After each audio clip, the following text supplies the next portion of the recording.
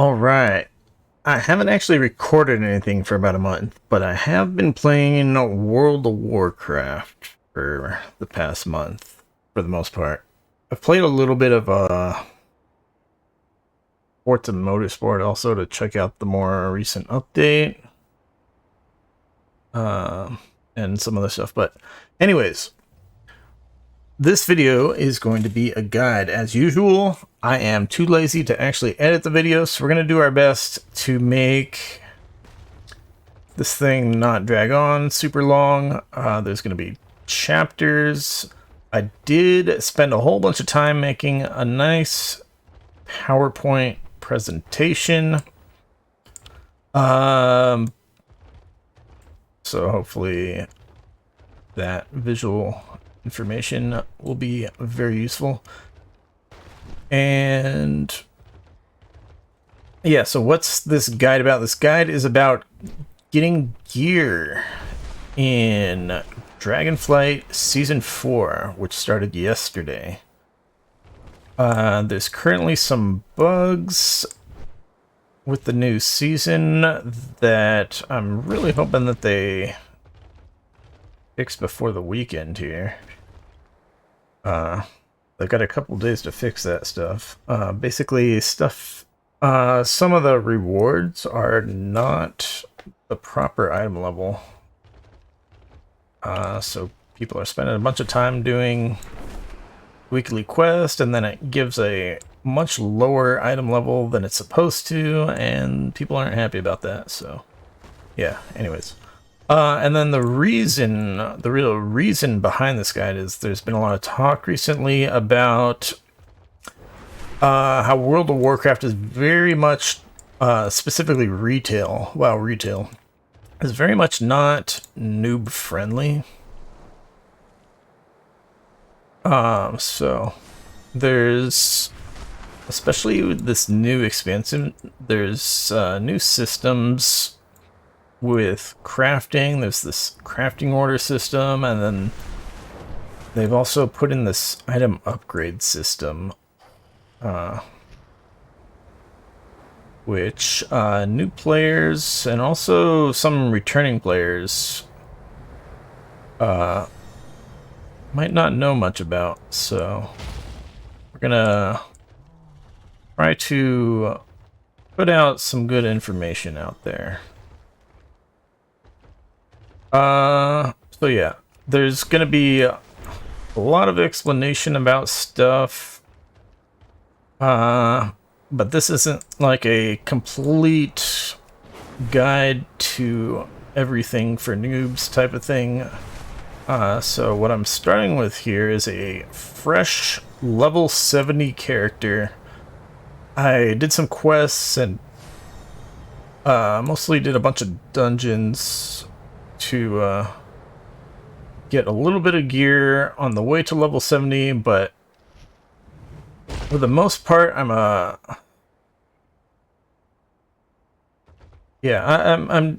fresh level 70 character. So the item level of my gear, obviously, your character gets more powerful when you have more powerful gear on. So the item level I ended up with was 300 when I hit level 70.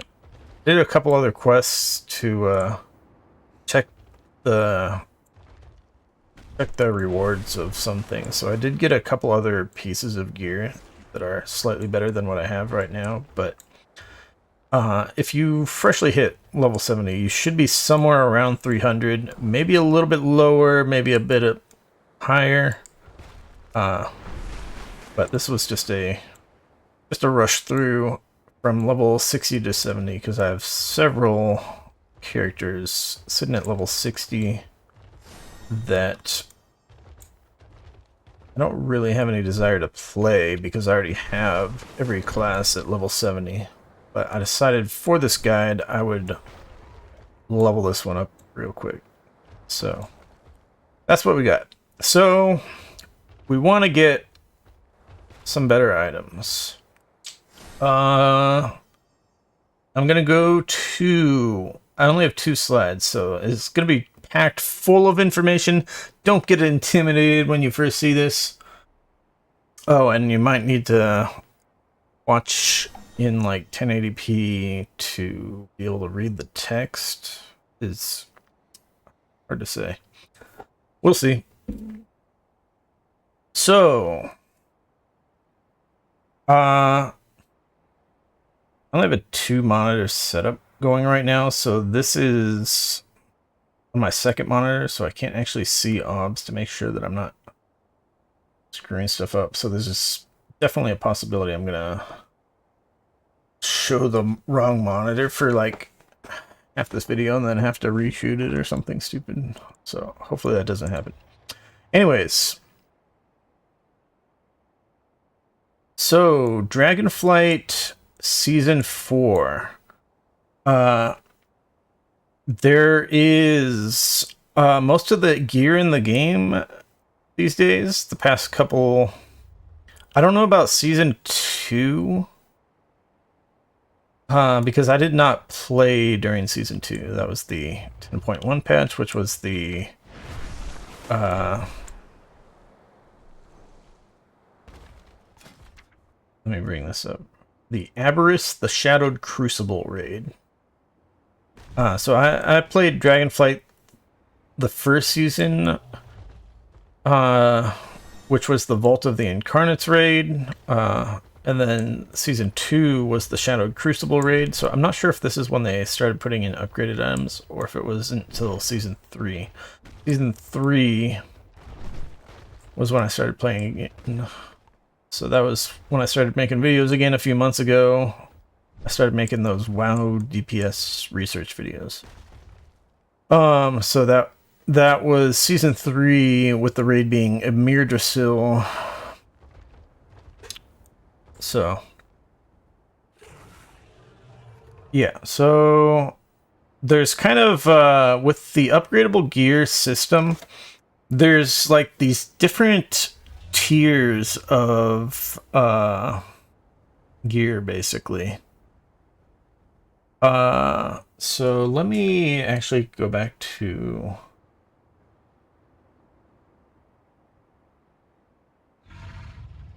let me switch to a different character real quick here. So we're gonna go to my monk real quick. We're gonna be switching back and forth between characters a little bit for different things.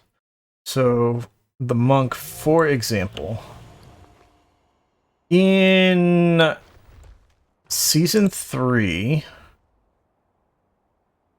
well, let me bring you back to the side. So there's all these different tiers of gear. The worst tier of upgradable gear is called Explorer, which you get from world quests and some other stuff.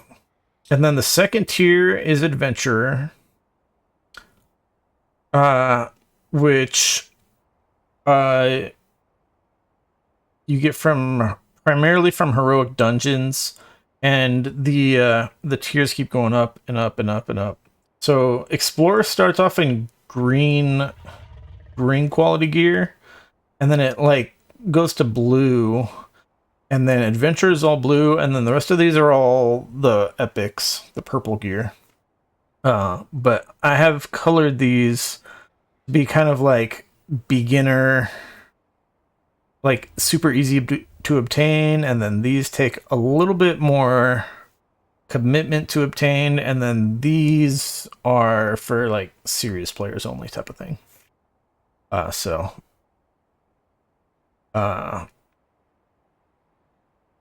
A lot of people, it's very easy to, let me put it this way, it's very easy to get veteran gear, specifically in Season 3. There were 3 weeklies that I know of, at least. There might have been more that I just didn't even know about, but there were 3 weeklies in the new zone, the Emerald Dream, that gave you veteran gear. So very easy to get veteran gear, and then this chart down here shows what the gear can upgrade to. So back in Season 3, Veteran Gear started at 441 eye level. And you could upgrade it all the way up to... this was 463. So... on my monk here... most of my gear here is Dragonflight Season 3 gear.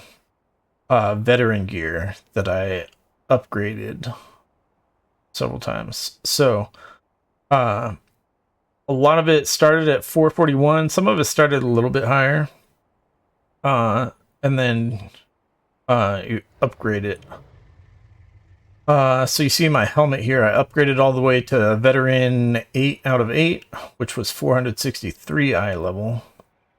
But a bunch of other ones I stopped upgrading at 454 item level, which is Veteran 5 out of 8. I will explain why I stopped there later on. But like here's Cloak, which is a hero tier of gear. So if you see a hero tier, so that's a heroic raid level piece of gear. Now I never stepped foot in the heroic raid. So we'll talk about all the different ways to get each of these tiers of gear. But that's like the gist of it. Oh, and then so if we look at for Explorer gear specifically, though, Explorer gear, like I said, is like the very lowest level of upgradable gear that you get. So you can get it from like world quests, or there's other event type of things that you can get Explorer level gear for. This is all, these 450 item levels are Explorer gear for Dragonflight Season 3. Because it is now Season 4, these are no longer upgradable. So they are now permanently stuck at 415 item level. But that's fine. It is extremely easy to replace these. Because... we go back to the current item levels for Explorer gear. See, instead of 415 item level, it's now 454 is an extremely easy to obtain piece of gear. And then of course, how else can we get Explorer level gear? So normal dungeons, that's dungeons of normal difficulty, will give you the third upgrade level of Explorer, which is 460 item level here. So if we go back to the game, go to our dungeon guide, we go to dungeons, we go to current season, we click on a dungeon, and we go to loot, and make sure you're looking at the loot for normal difficulty here. Then you'll see all of these are item level 460, and it says upgrade level Explorer 3 out of 8. So just by doing normal dungeons, which you can do, well, you can do normal dungeons as you level up, but they give you much lower item level. They give you item level, essentially they give you, as you level up, they give you a low, how do I put this? So at max level in Season 1 of Dragonflight, they gave you like 340 or something. I don't know the exact number, but it was something like that. at max level. But as you're leveling up, they give you a lower item level. Based on what level your character is.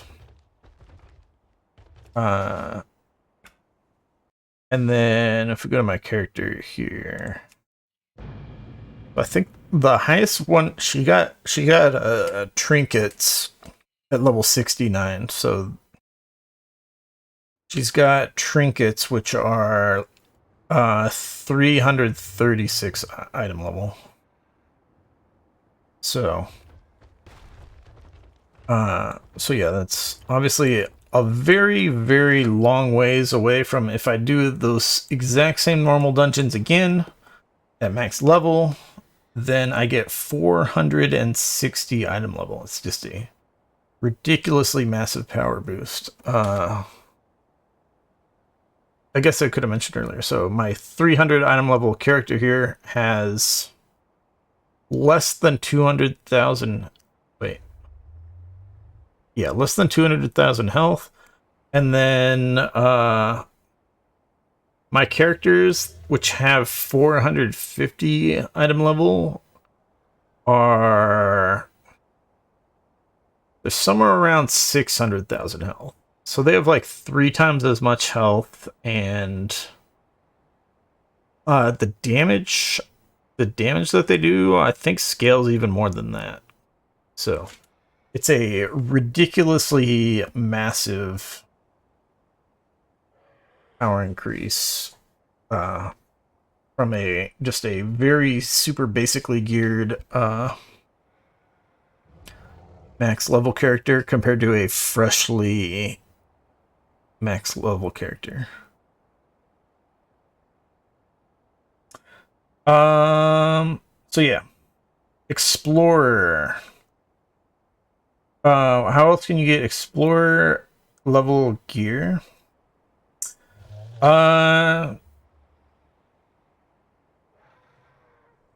Let's go back to switching again. Back to the monk.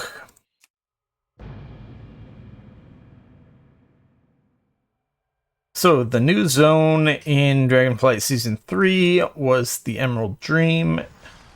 And like I mentioned previously, those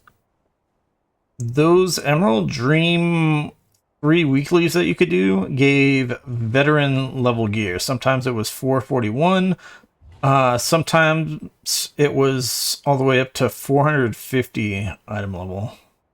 It seemed to be random. I don't know if there's any rhyme or reason to it. I think it was just random. Most of the time it was down at 441.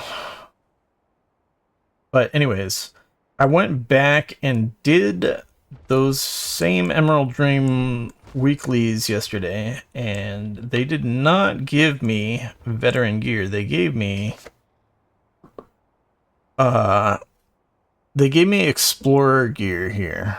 So that is one of them. That's not one of them. I think this was one of them. Yeah, this was one of them. And I don't know where the third one is. Here it is. So I got 2 3 out of 8 explorers and 1 4 out of 8 explorer. So I don't know if that's a bug or if they have redone the item level for those rewards. So that's where it's at now. Or this whole season 4 thing is the Awakened season. They did this in Shadowlands. I don't know exactly how it worked in Shadowlands. I was not playing during that season of Shadowlands. Well, I'm sure I played a little bit, like, for Dragonflight pre-patch, but I don't know, or I don't remember how it worked at the time. But basically, currently the Dragon Isles is awakened, and the Dragonel's the first raid from season 1 is awakened. It's got this little icon here. So it's possible that like the awakened thing means the awakened raid gives current season gear. You can still do the other raids, but they give their original rewards.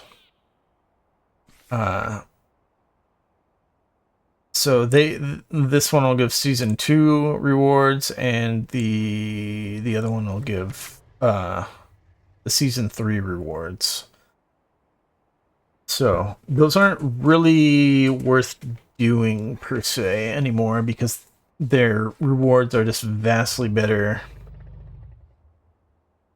Or they're like vastly weaker than the current season rewards. But the thing is, there's kind of a theory going around that maybe some of the world event type of stuff is supposed to be awakened also, so that certain ways of acquiring gear are going to be really good in this area for this week while this area is awakened, and then when the season 2 area is awakened, which the zone is Zeralik Cavern, with the raid being the shadowed crucible thing.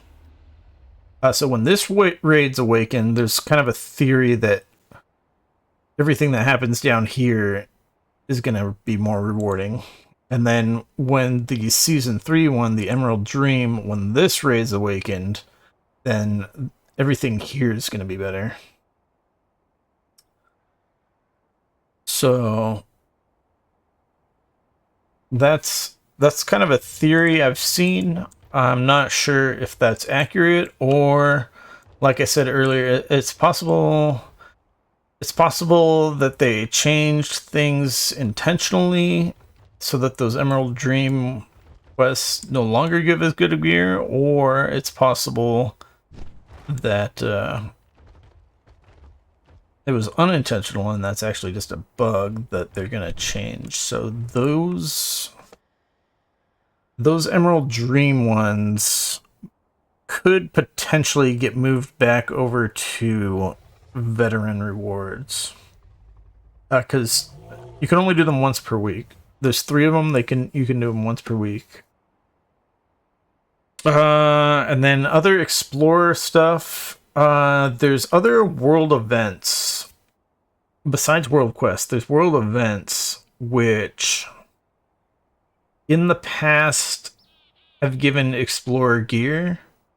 I'll give a couple examples. One of them is the Dreamsurge. So there's this little icon on the map, and there's 2 levels of gear from the Dreamsurge. I'm not sure if I actually want to fly over there right now. But yeah, there's 2 levels of gear. One of them you buy with this currency called Dreamsurge Coalescence. So in season 3 of Dragonflight last season, that gave you Explorer 1 out of 8 gear, which is the 415 item level, like this pair of boots, for example. So that currency is infinitely farmable. It's a bit of a grind because it costs you 100 per item, but you can fly around, and you fly around through these little green things, and you'll get Dreamsurge Coalescence. So that's one way to get it. Also, any monsters in this zone that you kill, most of them are going to drop some Dreamsurge Coalescence. And then you can also get some on occasion from quests, such as this quest here. This world quest, I should say. Here. Go into a tree. So yeah, sometimes you can get some Dreamsurge Coalescence that way, and then I know where I'll go. Actually, that would be suboptimal.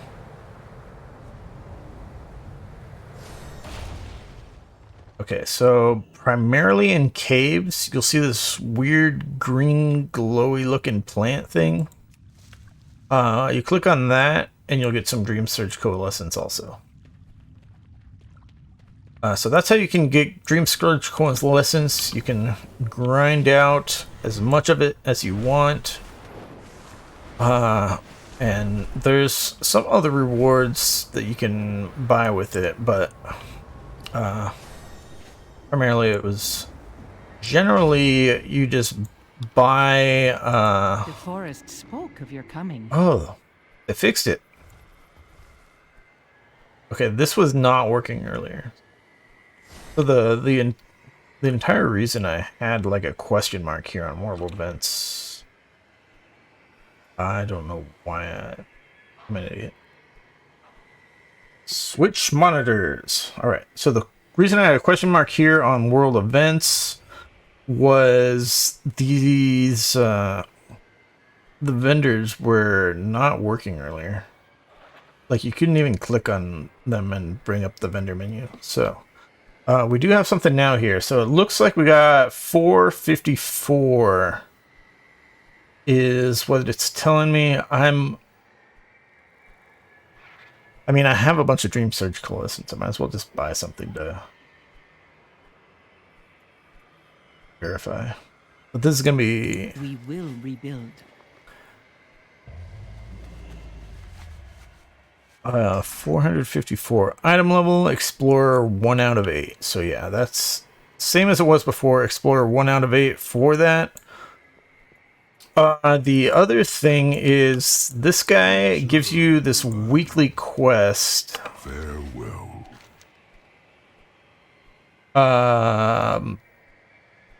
Weekly quest to collect 100 Dreamsurge, and he gives you this other currency, which is a since you get that from that weekly quest, it's very time gated. Always temper your strength with wisdom.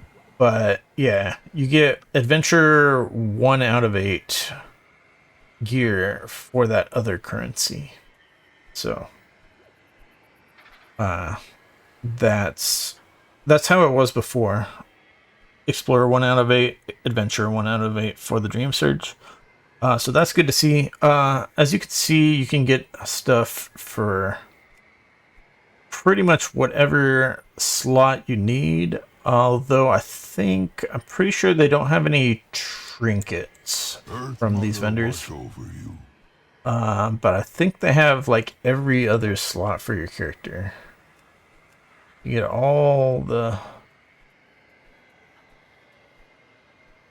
stuff. The other thing though here you see is you can buy these and it says binds to account. So if you have a more geared character, you can just spend your Dreamsurge Coalescence on this character, for example, and then give these items to your fresh level 70 character. And that will help jumpstart your gearing journey. Oh my god, I was on the wrong monitor. Alright. I don't know how far back I was. But yeah, this guy has the weekly quest. Gives you the adventure 1 out of 8 gear. This character is where you spend the completely farmable Dreamsurge Coalescence for the Explorer 1 out of 8 gear. Take care. Alright, that's the first good world event that I wanted to talk about. There's another one over here in the Valdrassus area called Time Rift. So we'll fly over there, but basically it's very similar. And then there's also these Firak Assaults. I have not spent much time on Firak Assaults. Since I think they came out in Season 2. And since I kind of just missed out. Like I didn't play Season 2. Never really had the interest in grinding those events. So I don't know what exactly those give currently. There's also some other events like this Elemental Storm stuff. That was from Season 1. So I don't know what kind of stuff you get out of that either. But generally, world event stuff lets you basically just farm 400... sorry, not 415. That was last season. 454 gear, the Explorer upgrade level 1. You can basically freely farm that stuff off of world events, except for certain time-gated stuff is when they tend to give you Adventurer.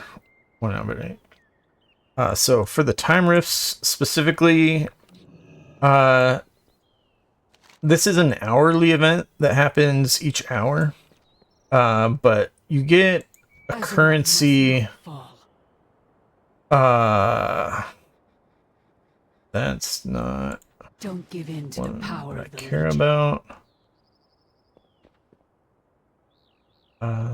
These are all Thank you for your patronage. not what I wanted. Okay. So you see, you get a bunch of adventure 1 out of 8 stuff for this thing, dilated Eon canister, whatever that is. Or specifically, you can get trinkets over here. These ones are Explorer 1 out of 8. Hope to see you again soon. And I think there's adventurer versions of these. But If you ever need anything, Farewell. The skies called to me.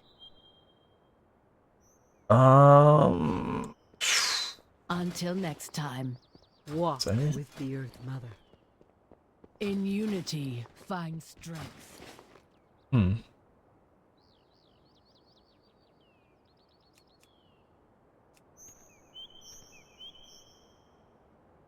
That's weird. farewell. Concluding transaction. There's work to be done. I'm misremembering. I thought there were adventurer versions of these trinkets. And I thought that you could get these trinkets with the farmable currency, which is these paracausal flakes. Reclaim, repair, recycle. But maybe I'm misremembering. I don't know. I never really did much of a grind on this. Because ultimately, I'd rather just do dungeons to get gear, but I'm trying to keep this guide very comprehensive as far as how you can get gear. But, Marvels of modern technology. yeah. Obviously, you can definitely get adventure gear. I think this may be a time-gated type of currency. Like a once per week thing. Farewell. Yeah, what do you want? She gives you a quest Pretty sure it's once per week for that specific quest that gives you that currency. But I think you can just farm, I think you can just farm the time rifts for paracausal flakes as much as you want. Your business. Just thought there was actual gear that you could get with it, but these are just cosmetic. So Careful out there. yeah. All right. World events. All right, and then Explorer gear. The other Explorer gear is PvP gear. These pink ones on this graphic are PvP gear. So honor gear. Honor is essentially a currency that you get for killing other people in PvP. And then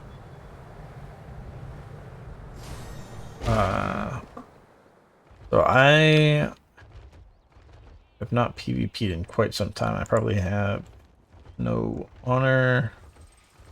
I don't think I PvP'd on this character at all. So yeah. So they call it unrated PvP equipment.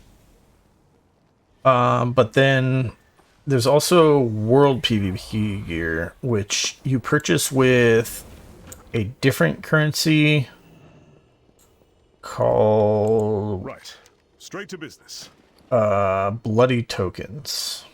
So A satisfactory arrangement. yeah, in this area of Valdrakken, right across from the blacksmith area, you can get these weekly quests for PvP.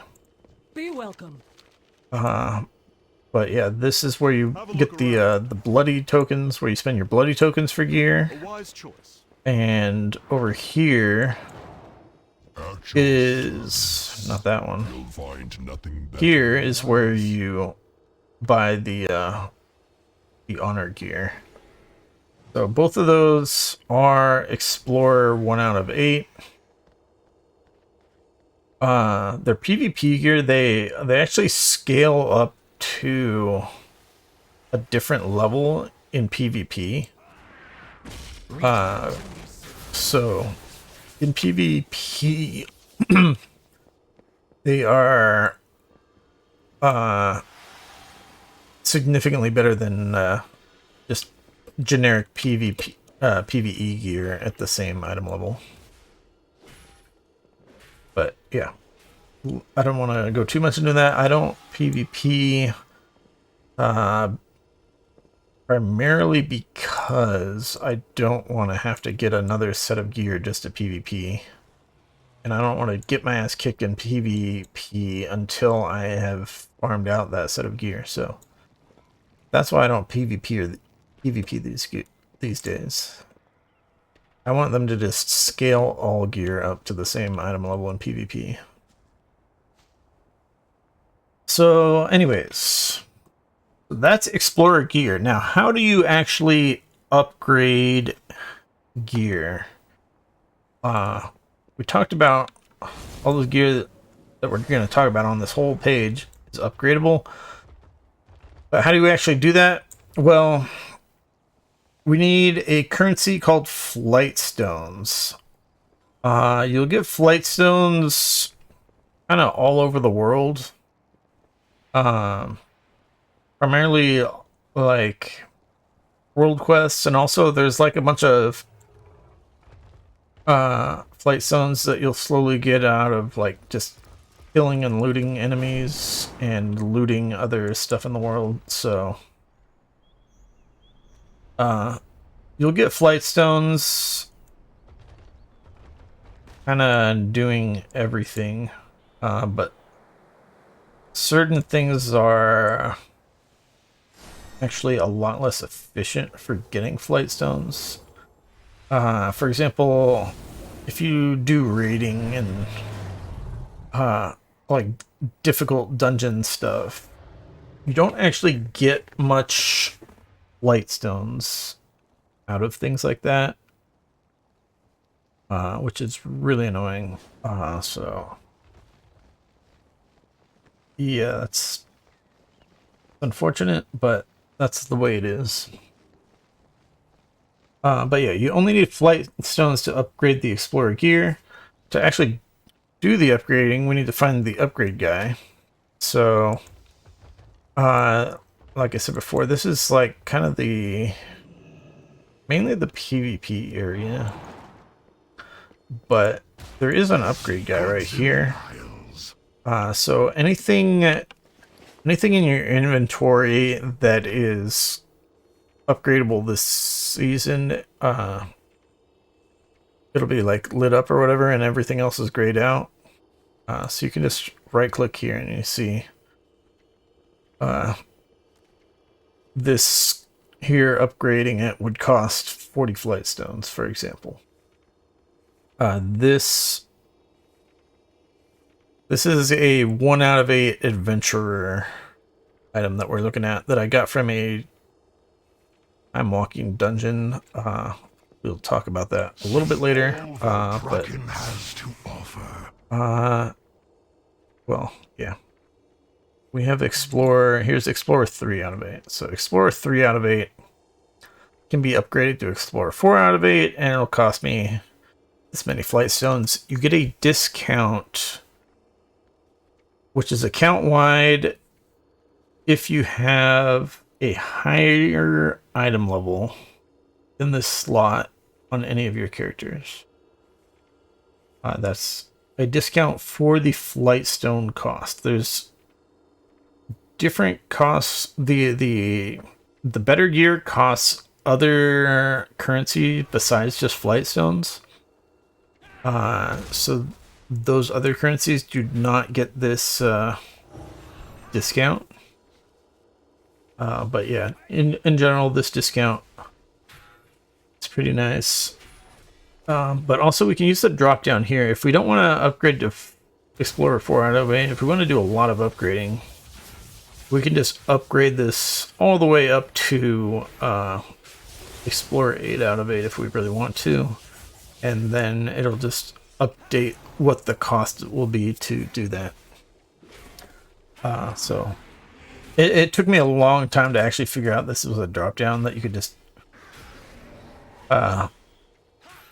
do several upgrade levels all at once, because I was like spamming the button to upgrade stuff, and it was so nice when I figured that out. All right. So I think we're basically done talking about Explorer. Well, let's say one more thing. So you can get Explorer level gear 1 out of 8, 2 out of 8, 3 out of 8, 4 out of 8. Whoops. Now, you can upgrade it all the way to 8 out of 8. But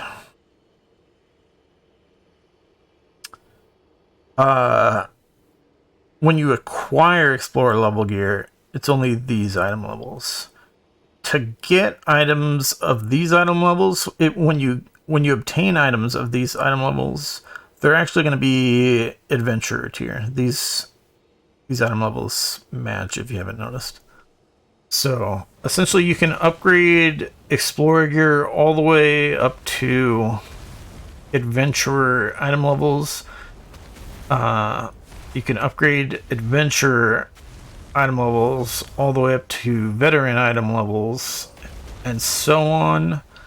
With the exception is the hero stuff. You can't upgrade all the way to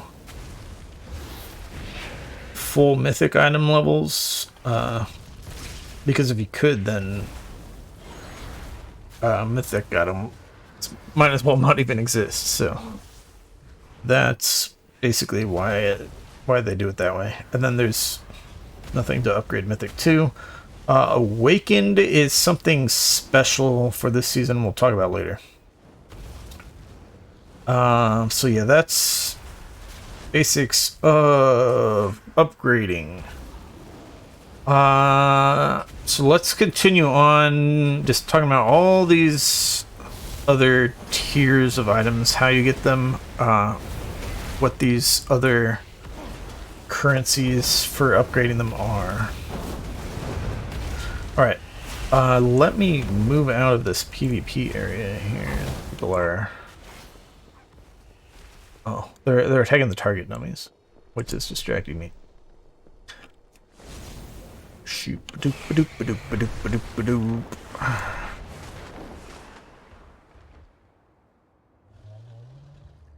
Alright, so... Adventurer gear. Obviously, if you can just skip getting Explorer gear altogether, then you'll be powerful even faster. So, how do you get Adventurer gear? It still only requires Flightstones to upgrade. You get them from Heroic Dungeons. What is this for? Well, it's just like the 3 over here. Normal dungeons give you 3 upgrade level 3 Explorer gear. Heroic dungeons give you upgrade level 4 Adventurer gear. So they give you 476 item level. That's new for this season. Last season, Heroic dungeons gave you 1 upgrade level 1 Adventurer gear, which at the time was 428. So they've done a couple things with this season. Changing the difficulty of Heroic and Mythic 0 dungeons. So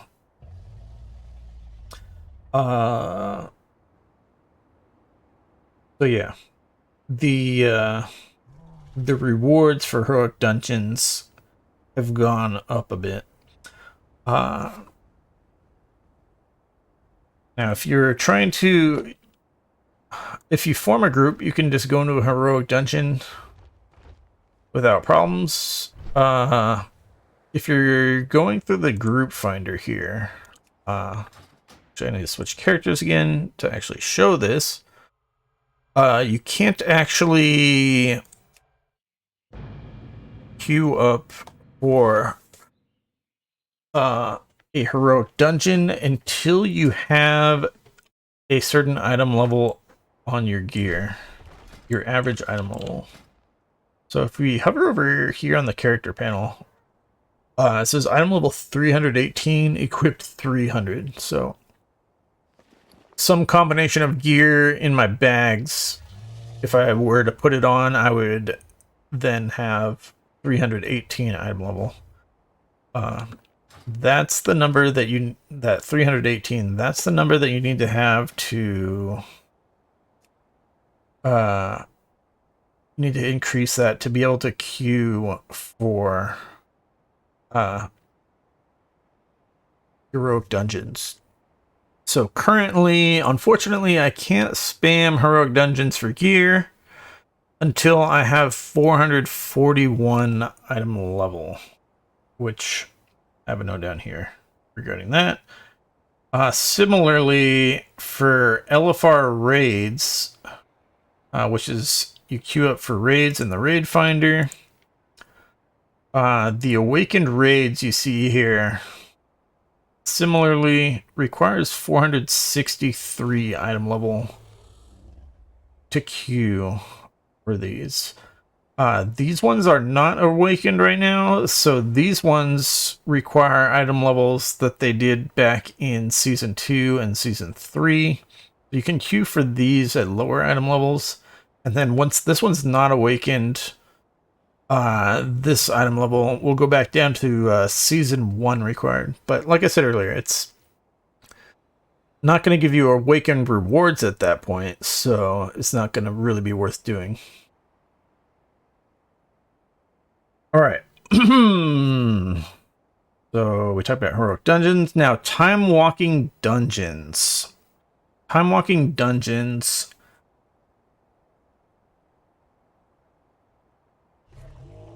Alright.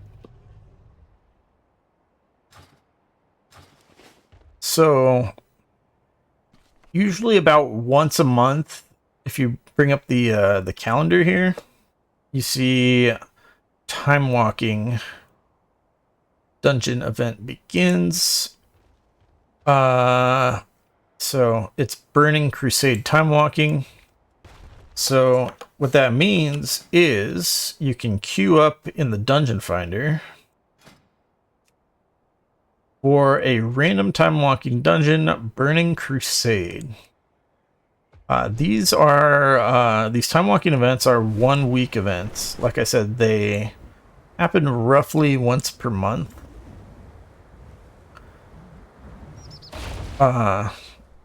So you can queue up for these, and specifically you'll get scaled down essentially to an appropriate level, appropriate gear level for those dungeons. And they will give you appropriate rewards. So if you complete one that you haven't done ever before, you will actually get you'll get credit. You'll get like an achievement for completing the dungeon at heroic dungeon difficulty level. But specifically, they'll give you loot that you see here. It says adventurer 1 out of 8. That's what it was last season as well. Adventure 1 out of 8 for time walking dungeons. So obviously the heroic dungeons used to also be adventure 1 out of 8. Now they're adventure 4 out of 8. So heroic dungeons are now giving you better item level from doing them, unless this was unintentional, and then they could perhaps theoretically update these to be adventure 4 out of 8 to match heroic dungeons. I'm not sure if they're going to do that or not. So for now, they are adventure 1 out of 8. I did one yesterday, just to confirm that it was giving me adventure 1 out of 8. Where's that? Oh, I'm on my other character again. So I did it on my monk. The monk had a adventure 1 out of 8 time warped item from doing one of these dungeons. Or I might have done a couple of them. Anyways, that's how you get adventure gear out of time walking dungeons. And then, like I said earlier, world events are like the Dreamsurge one are in some cases giving you adventure gear.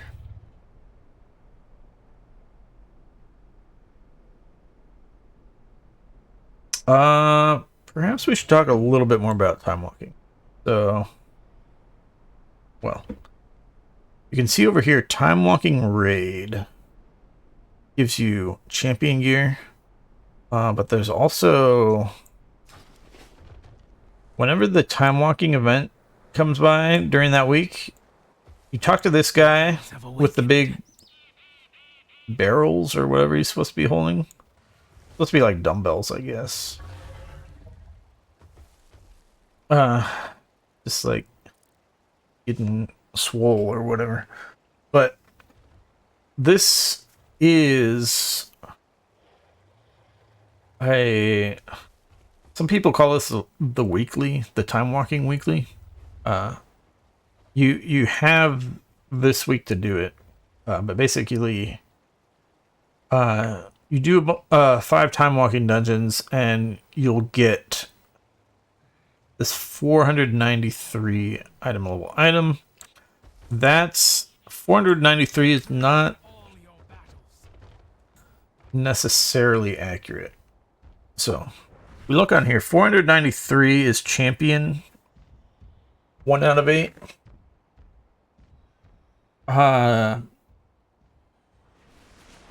Historically, what you get from doing that quest, though, is you get 1 random item from the normal raid. I can't promise that that's currently how it works. And specifically, currently how it works, there have been a lot of complaints on the forums that it's bugged, and people are getting like 300 something item level. So that's definitely not supposed to happen. But yeah, as far as previous seasons goes, it gives you a random item from the raid. So it could give you something better, because not all items in the raid are the same item level. So if we go here, it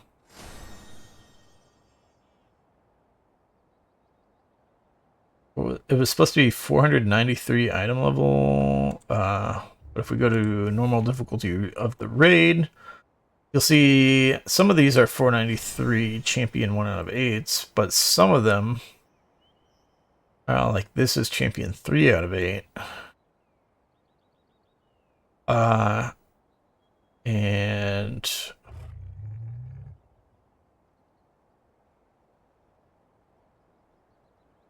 yeah, this one says hero 2 out of 6. I don't know if that's even accurate.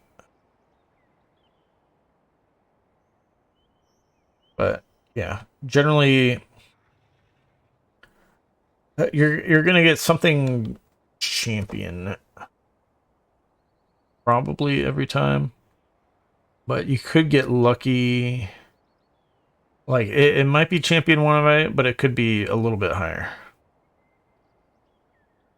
Now, obviously, you could upgrade. Oh my god, I'm on the wrong monitor again. Alright, so Vault of the Incarnate's current awakened raid. So the lower item level ones for normal difficulty are champion 1 out of 8, 493 item level, and the higher ones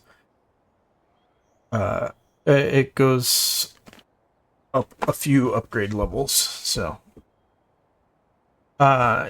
it's possible from historical experience, even though the quest reward says, I don't know if I even showed this actually, or I might have been on the wrong screen at the time. So this guy, excuse me, this quest, weekly Timewalking quest thing, the reward says 493 item level, but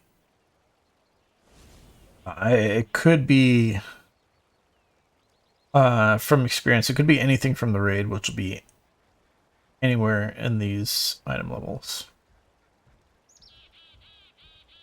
So the Timewalking scaling for Timewalking dungeons has, and still is, pretty weak. Timewalking dungeons are very easy. I think they just don't properly take into account scaling for max level players. Because max level players tend to blow through them very easily. Some of them have some crazy tuning, and things will take out like half your health in one hit. There's definitely some that are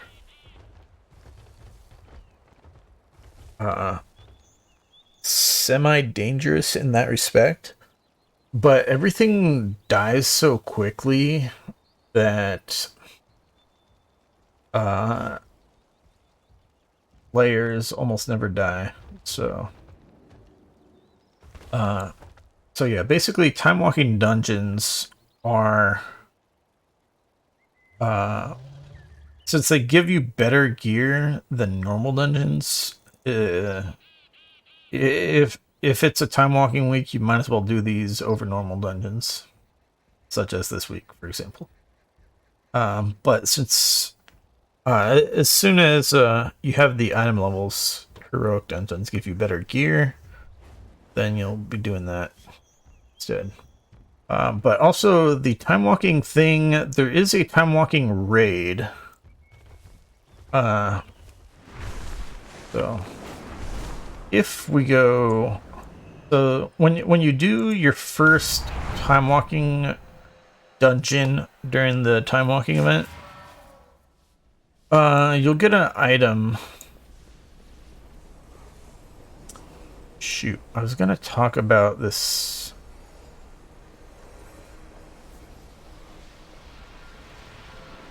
Later in the video, but maybe we'll talk about it now. All right, you do your first thing. You'll get an item that drops, which gives you a quest to turn in over here at this vendor. And then right next to that vendor, there's a quest for the freaking time walking raid. So you see it says it gives you a piece of hero gear. So hero gear is heroic raid gear. But this is for doing the Black Temple time walking raid. I've never done a time walking raid. I assume there's similarly easy to time walking dungeons, but I don't actually know. But so essentially I imagine there's something similar to LFR difficulty, but you can't actually queue for them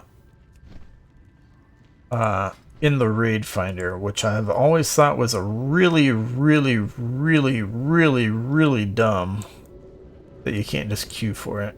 I don't want to have to freaking spend the effort to go in primo groups and go in for trying to find a raid for the time walking Black Temple thing. And then also I don't want to spend any effort into learning boss mechanics. So I've never done a time walking raid, but Safe travels. for the quest, Watch your back. hero tier rewards, and for actually from the raid, what actually drops, you go to Black Temple, time walking gear. You'll see it's champion 1 out of 8 gear here, which is equivalent to normal raids. So that's kind of the other side of time walking, which I don't really interact with. But definitely decent gear can be had from that. And then the last thing from time walking, though, is What brings you this vendor here. So this vendor that you turn in the quest for that item that you got from the time walking dungeon, that quest will give you 500 of this currency called time warped badges. So they sell like a mount and some toys and some other stuff for reputation if you wanted to like get exalted with some old faction from 15 years ago, for trying to get some cosmetic from something that needs like exalted reputation or whatever. But what they also have here, oh, they also have freaking heirloom upgrades, but stop worrying about heirlooms a few years ago. they just keep making the upgrades more and more expensive. Specifically, you can buy them with Time Warp badges, but you can also buy upgrades with gold. They made the gold upgrades super expensive. A giant waste of gold at this point. Or at least last I checked. Maybe they reduced the prices, but probably not. Anyways, instead of that, what you can also spend your Time Warp badges on is loot. This loot is not upgradable.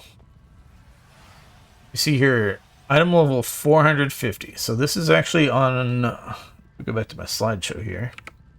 This is on my other slide. We see up here, Timewalking Vendor, 450 item level. This part at the bottom is only related to upgradable gear, but it's like a point of reference. So if you compare Timewalking Vendor loot to upgradable gear, it's completely inferior to even the worst upgradable gear. But as a fresh level 70 character, it is still a ridiculous increase in player capability. So for the low price of 25 Time Warp badges, like I said, you get 500 for turning the quest. You can get in several slots a very big upgrade for your character. So that's where I'm gonna start with right now while I'm here. It's not in every slot, and there's also some duplicates. Like you see, there's multiple cloaks. So we'll see exactly what we get out of this. We get a belt. We get some pants. We get a helmet. Which cloak do we want? I don't really care. Get this versatility cloak. That's 4 pieces so far. We can get a 2-hander. That'll be good. And so this will be for the retribution spec, and then we can get this strength sword for protection spec. We can get this one-handed mace for holy specialization. We get a shield. There's 2 shields, it looks like. Let's just go with the crit shield.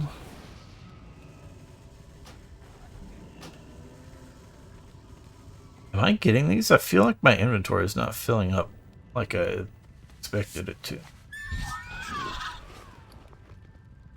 Where are these?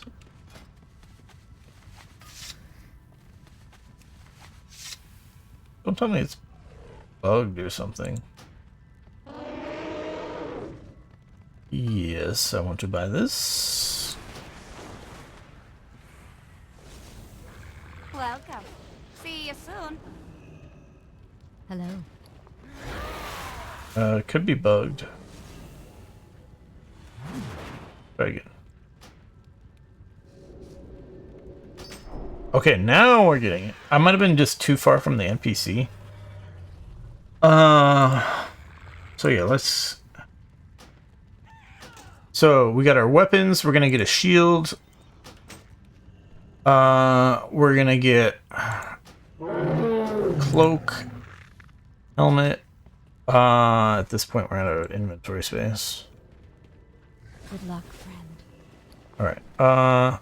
Let me just put on those. And well, let me first see if I have any junk I can just sell. Oh. Farewell, friend. What a pain.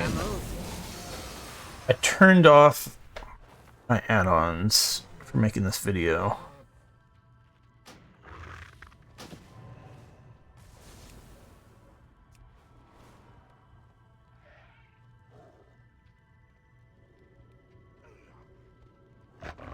two-handed, yep.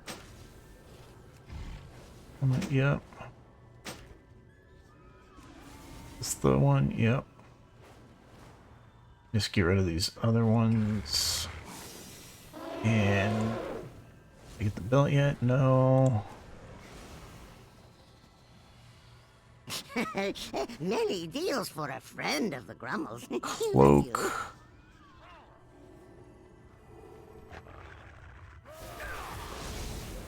Oh, there's a...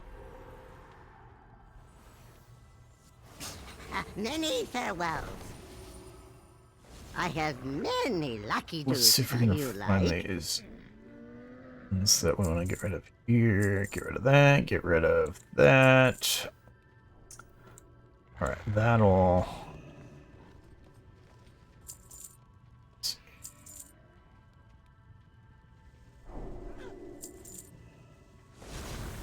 May your feet find good trails. Not you. Watch your back. This one. Alright, so I got those. I think I didn't finish. I didn't get the belt yet, right?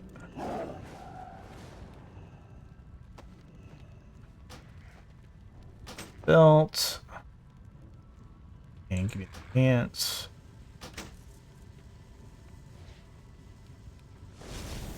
Be careful. I think I got the other stuff on that page. Where the heck did the belt go?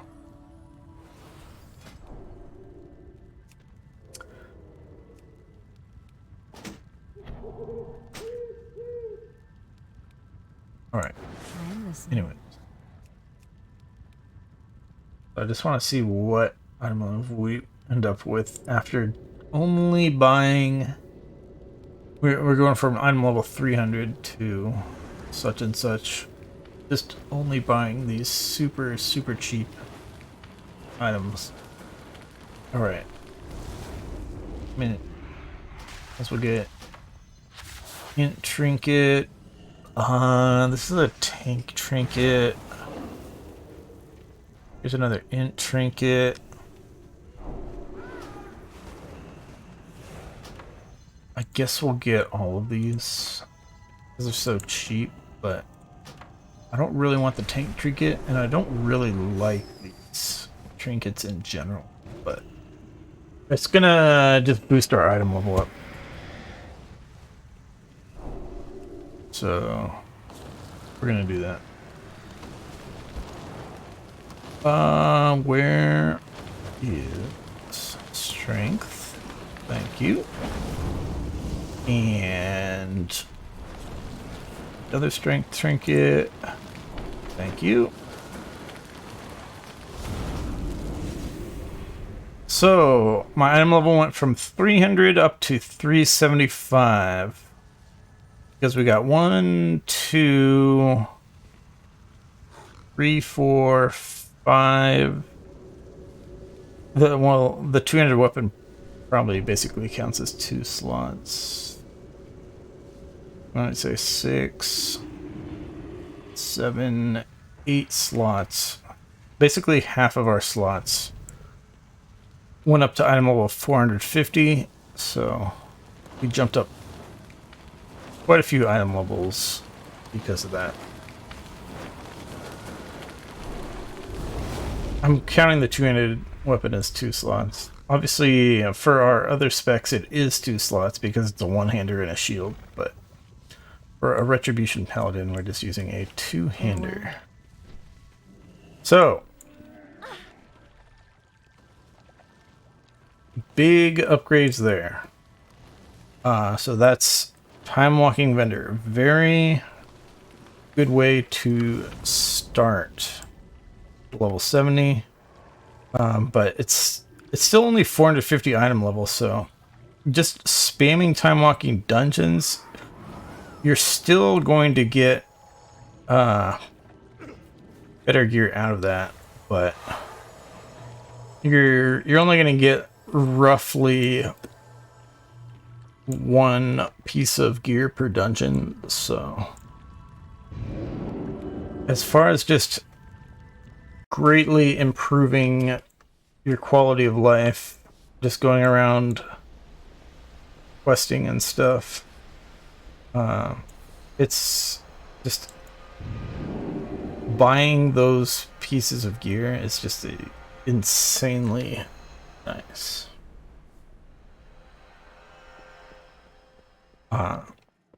Obviously, those are time walking badges that I had from a previous time walking event from like a couple years ago or something. All right. All right. I think we have finally finished talking about time walking. Talk about time walking raid. The time walking raid quest gives you a heroic level item, supposedly, but like I said, I've never actually done that. That's the end of adventurer. Yeah. So, explorer and adventurer only require flight stones to upgrade, but it's important to note that when you upgrade your stuff, it's only flight stones here for explorer. It's only flight stones here for adventurer, but when you upgrade these last 4 levels, these take the cost of the next tier. So since adventure is only flight stones to upgrade, you can upgrade explorer all the way with only flight stones. But when you try to level past, or when you try to upgrade past adventurer tier 4, then these item levels are going to require Whelpling Crests in addition to flight stones to upgrade. So let's go look at that really quick on the monk. So I showed earlier that we can upgrade adventurer tier, or you can upgrade multiple tiers, multiple levels of upgrades at once with a little drop down. Actually, we don't have to go in there. So these guys used to be in last season. They were in the Emerald Dream Zone at the Central Encampment. But for this season, they're right here. So we can upgrade stuff right here. So where is? So here's an adventurer adventurer 4 out of 8 item that I got from a heroic dungeon that I did yesterday. As you see here, upgrading to adventurer 5 out of 8 requires Whelpling's Crests in addition to flight stones. So let me find. All right, here's 1 out of 8 adventurer. So we see just upgrading to 2 out of 8 is only flight stones, 3 out of 8 is only flight stones, 4 out of 8 is only flight stones. But as soon as we hit 5 out of 8, Whelpling Crests now. So that's for the veteran levels of items. So that's upgrading adventurer to those veteran item levels, or upgrading veteran item levels up till tier 4 of veteran item levels. And then once you get to tier 5 veteran, then it starts requiring the next tier of crests, which is Drake Crests. So but let's get back to what are Whelpling Crests. How do we get Whelpling Crests? So there's Whelpling Crests are, since they're like the lowest level of crest, the game gives you them for a lot of fairly casual things, and then you can find very small amounts of them just out in the world randomly. And another important thing to note, there's an item that you'll repeatedly get. This item, I'm looking for it in my inventory. It looked different last season. This season it looks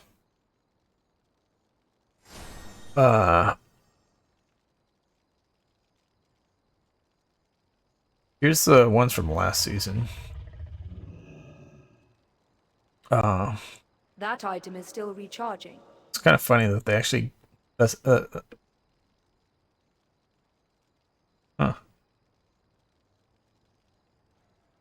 They really should have got rid of those. So those items give you Flightstones, but they also have a chance to give you small amounts of Whelpling Crests. So that's one way you get Whelpling Crests, but also you just get small amounts, like I said, doing a lot of different things. In general, these crests you get from doing the level of content that they're from. But yeah, Whelpling Crests you get kind of everywhere.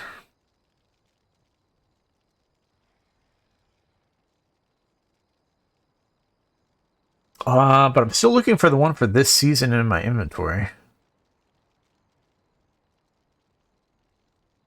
I thought I purposely left one in my inventory, but it looks like a stone. I want to say Batwing, but it's definitely supposed to be a Dragon Wing. Let's go back to my other character. I might have one on this character. I might still not be able to find it, but I might have it on this character.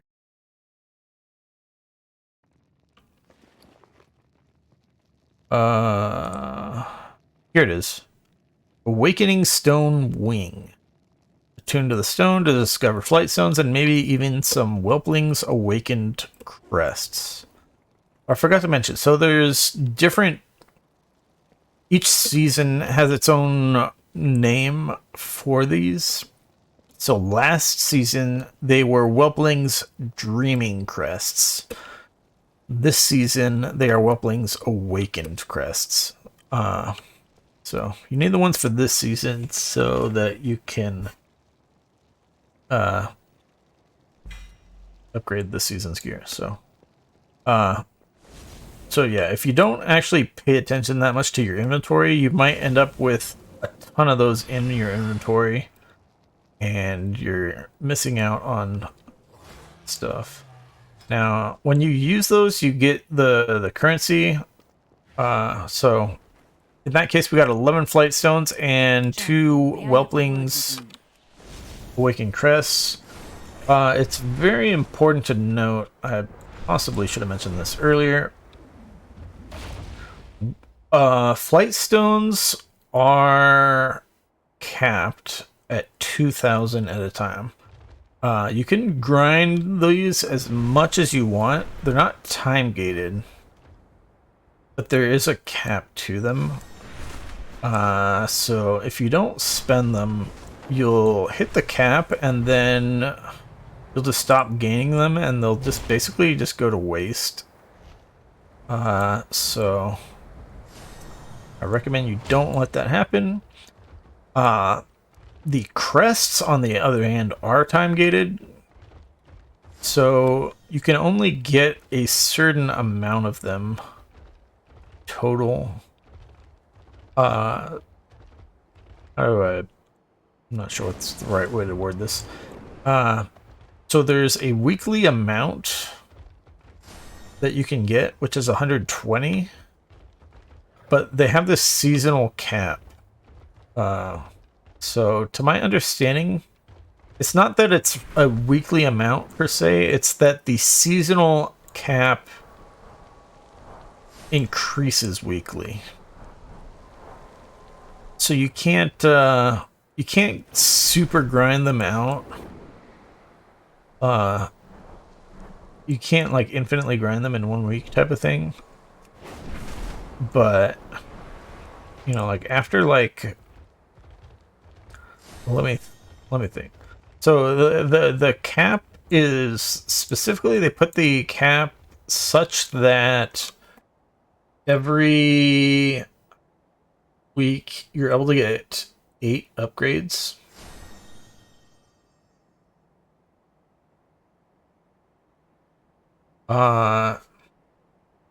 So if you had all your gear at I'm just trying to calculate what's the most amount of Whelpling Crests you could possibly need. It would be if you were to upgrade your adventurer gear all the way up to 489 itemables. So that's 4 upgrades per slot. So on your character you have 1, 2, 3, 4, 5, 6, 7, 8, 9, 10, 11, 12, 13, 14, 15, 16 slots. I'm not sure if it costs more on weapons. It's possible weapons cost more. And I'm pretty sure weapons cost more on Flightstones, but I don't know if they cost more on crests. But anyway, 16 slots times 4 would be 64 divided by 8 per week. So after 8 weeks, you could essentially have all of the crests you could possibly need, basically. Now that's not entirely true because of crafting. You can use crests in crafting, and we'll talk about that later. But basically, after a couple months, the cap on crests basically doesn't exist, or the time gating basically doesn't exist. But that's if you're, like I said, you could still actually use them with crafting, but that's also assuming you were just using adventure gear and upgrading it all the way. Now, if you get, now let's say you upgrade adventure gear all the way, and then you get a veteran item in the same slot. You can upgrade that veteran item all the way up to the same item level with only Flightstones. This is very important how the upgrade system works. So you could get your veteran piece all the way up to 489 using only Flightstones. You don't need any crests to upgrade these if you already have an item for that slot at a higher item level. That's specifically on this character. That is separate from the account-wide Flightstone discount for having a higher item level on any of your characters.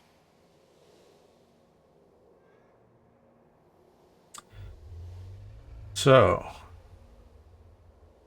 yeah, if you get a veteran item, it could be lower level than your adventurer 8 out of 8 item, but because you can upgrade this to higher item levels, so you're gonna want to keep a veteran item in that type of situation. So something to keep in mind.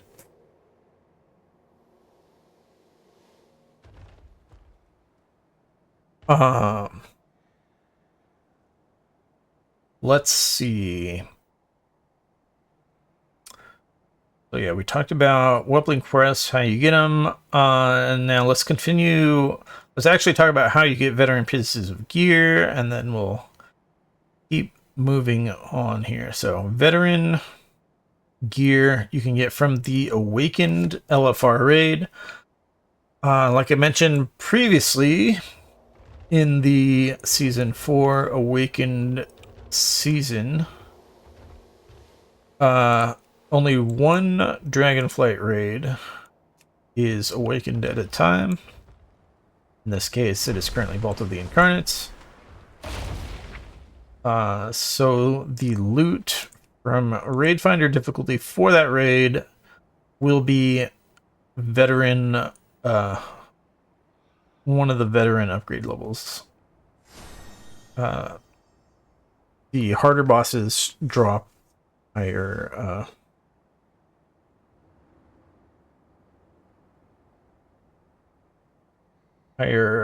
item level stuff, basically. And there's a few very rare items that dropped very high item level. But don't count on getting any of those. Now, go back to here. So that's gear from the Awakened LFR raid. Well, like I said earlier, you queue for LFR raid, the Awakened raid. It's only from these ones here that say Awakened, and like I mentioned earlier, there is a required item level to queue for those. So you see here it requires item level 463. Currently 388, although equipped were only 375, but like I said, I did have some other items that I hadn't actually equipped that I had got after hitting level 70. So that's why it's 388 is what it's counting at for when I'm able to actually queue for stuff. But yeah, 463 item level required for Awakened LFR. Now let's go to... Darn it. I guess I'm going to talk about... Well, let's talk about world events first. So, as I mentioned earlier, the Emerald Dream weekly stuff. Those used to give... Last season, those gave veteran gear. There were 3 of them. There still are 3 of them that you can do per week, once per week. And they used to give veteran gear. It's possible those might be changed again to give veteran gear again, or maybe they don't want people spending all their time in the dream again, or maybe it'll be buffed up when the Mirdrassil raid is the Awakened raid. We don't know yet if they're going to do something like that. They haven't really made that clear. But that's for the Emerald Dream. But there's other world events, like I said, that I haven't really spent much time on, and also since some of these ones have had bugs so far on their item levels, it's possible that there is still some world event stuff that will give you veteran gear, but I can't say for sure. All right. Now we got to talk about the vault.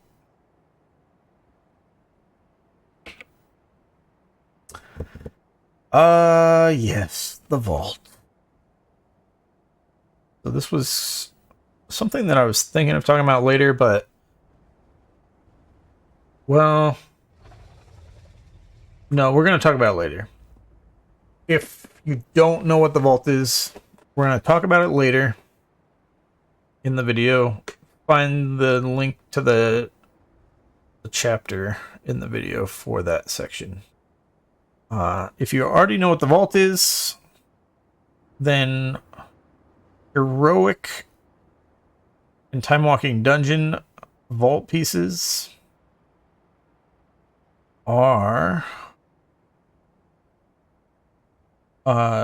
supposedly, we haven't seen this yet, but from what they posted previously, they are supposedly veteran 4 out of 8. Similar to last similar to how last season heroic dungeons were adventurer 1 out of 8, and now they're 4 out of 8.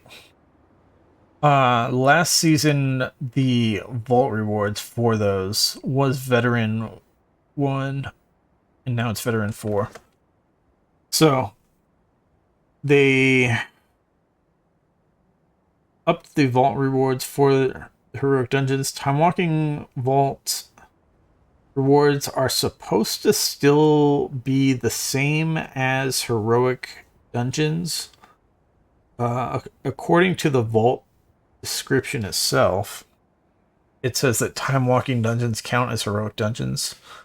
So we're expecting,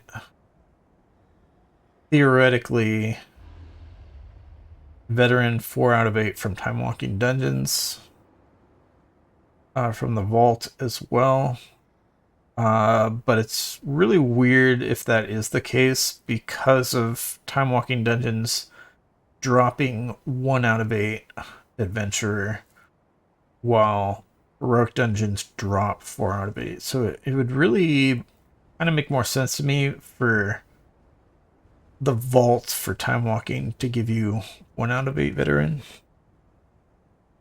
But supposedly it is also 4 out of 8. Alright. We're moving on. Done talking about veteran. Because I can't see OBS because my monitor's got this slideshow on it now. But I assume I've been talking for way longer than I wanted this video to be in the first place already, and we are still only like halfway done. So, next tier of gear after veteran. So veteran is, well, yeah, veteran is fairly easy to obtain for casual players. It'll just take a little while, just by spamming LFR. I think with the Emerald Dream Weeklies last season, it was extremely easy to get veteran gear.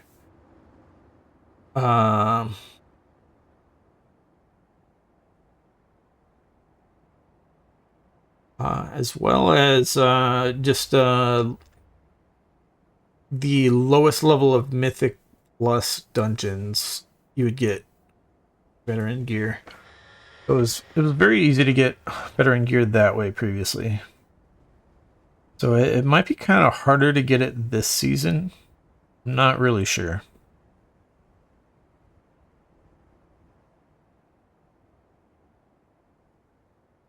But anyways, champion tier of gear. To upgrade champion tiers of gear, or veteran 5 out of 8, 6 out of 8, 7 out of 8, 8 out of 8, you're going to need Drake Crests. Drake Crests are still something that you can get very small amounts of from doing stuff in the world, but it's very small amounts. Actually, no, I think they said they changed that, actually. They said, though, that you do now get Drake Crests from doing Mythic 0 dungeons. However, Mythic 0 dungeons are locked out. You can... Actually, the Crests situation does not exactly line up with what this is, because I think Mythic +2 dungeons start giving you Worm Crests, to my understanding. So don't assume that you get Drake Crests from all of this stuff. Let's put it that way. Normal raid.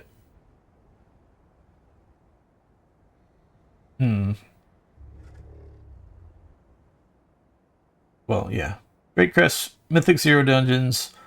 But the gear that you actually get champion level gear from is the normal difficulty raid, specifically the awakened normal raid. So it's, as I keep saying, it's only this week is one of the 3 raids awakened. The Timewalking raid, which we talked about earlier. The Valdrakken Weekly. Now, what Valdrakken Weekly am I talking about? I am talking about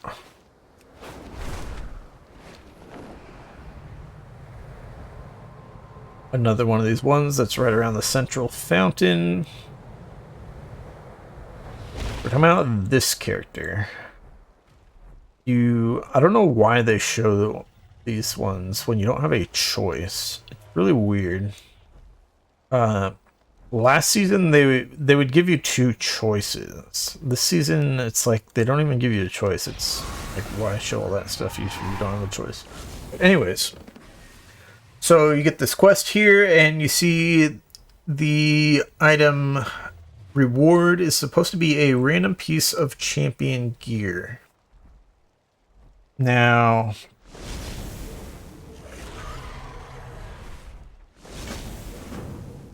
I mentioned early on,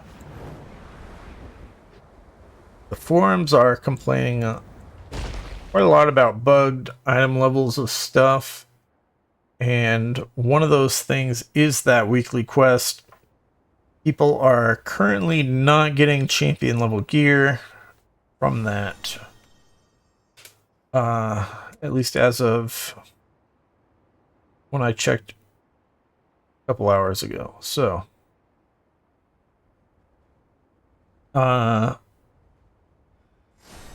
before turning in that quest, check the forums, see if it's still bugged, because if it is bugged and you get a low item level, you might have trouble getting like a support ticket or something to give you the item level that you're supposed to get. All right. So yeah, that's Valdrakken Weekly. Mythic 0 dungeons are dungeons that you put on Mythic difficulty. So if you're new to this game, you have normal dungeon difficulty here. You have heroic dungeon difficulty here, which requires that certain amount of item level before you can queue up. But then there is a mythic level of dungeons difficulty, which you have to travel to the dungeon yourself. You can still travel to the dungeon yourself and do lower difficulties, but that's, yeah. I have quests in these dungeons, so you can't actually see the little dungeon swirly on there. But the dungeons have these little swirlies on the map. Blue swirls. The green swirl is for a raid. Blue swirl is for a dungeon. So, you go there with a group of people, and you right-click your character, set dungeon difficulty to mythic, and it'll be nice and hard. This season, I think I mentioned before, the heroic dungeon difficulty and rewards increased, and they also increased the difficulty of mythic dungeons and their rewards. So Mythic dungeons, Mythic Zero dungeons now give champion gear, whereas previously,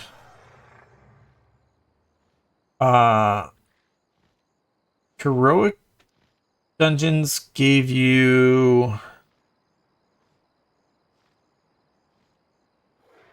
Adventurer upgrade 1, Adventurer 1. Mythics gave you Adventurer 4. And then now it's Heroics give you Adventurer 4 and are scaled to that difficulty that Mythic used to be.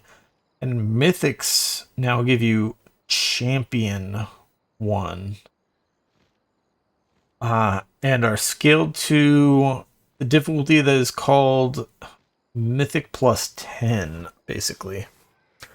If you're not familiar with Mythic Plus is additional difficulties on top of Mythic Dungeon. It's kind of this infinitely scaling system.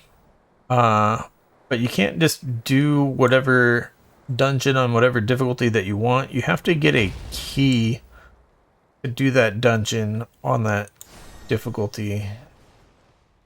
And you only have one key at a time. I don't know if I have a key on this character yet. I can't wait to hear about your adventures.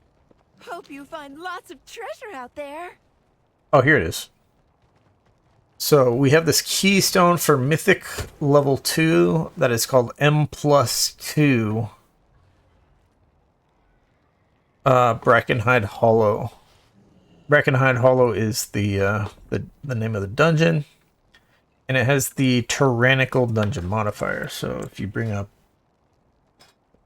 the Mythic Plus dungeons thing here, this week's modifiers are tyrannical, storming, and raging. So your +2 dungeons will all have tyrannical, and then starting at plus, I think it's +5. They will also have storming, and then at +10 they will also have raging. So that's additional modifiers to the dungeon, but each Mythic Plus level also increases the monster health and damage 10%, I believe. And it's like multiplicative. So an M+10 is not 100% extra health and damage. It's actually it's like 1.1 to the 10th type of thing. So it's more than doubled enemy health and damage. I don't know how much more. It's not like a ton more, but it's definitely, like I said, it's multiplicative, not additive, so it does stack up a bit.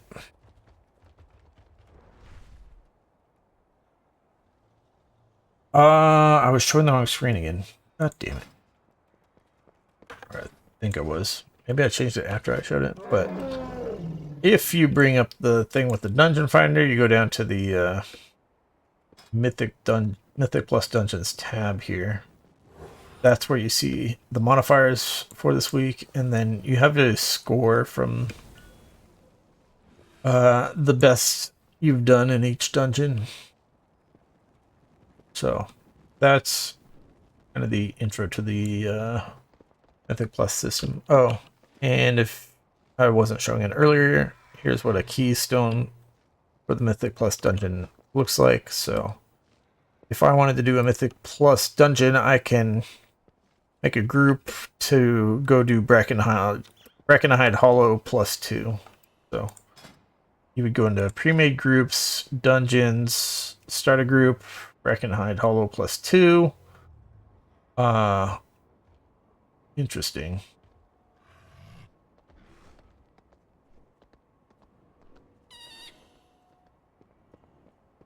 I have add-ons off, so I didn't know the base UI did this. They mentioned they are soon going to be updating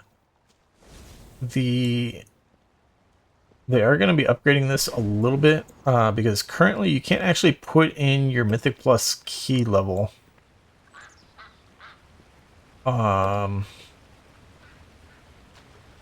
In like its own field for people to search and filter for it. So people just put it in the title. If we go find a group, you see it. Pretty much everybody's got a title of plus something for Mythic Plus dungeons, unless they're doing a regular non-Mythic Plus dungeon, a regular Mythic dungeon, then they might put +0 or M0.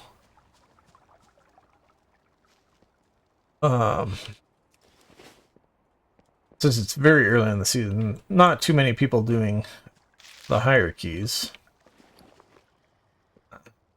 because everyone's gear is essentially 3 tiers lower than it was at the end of the last season, so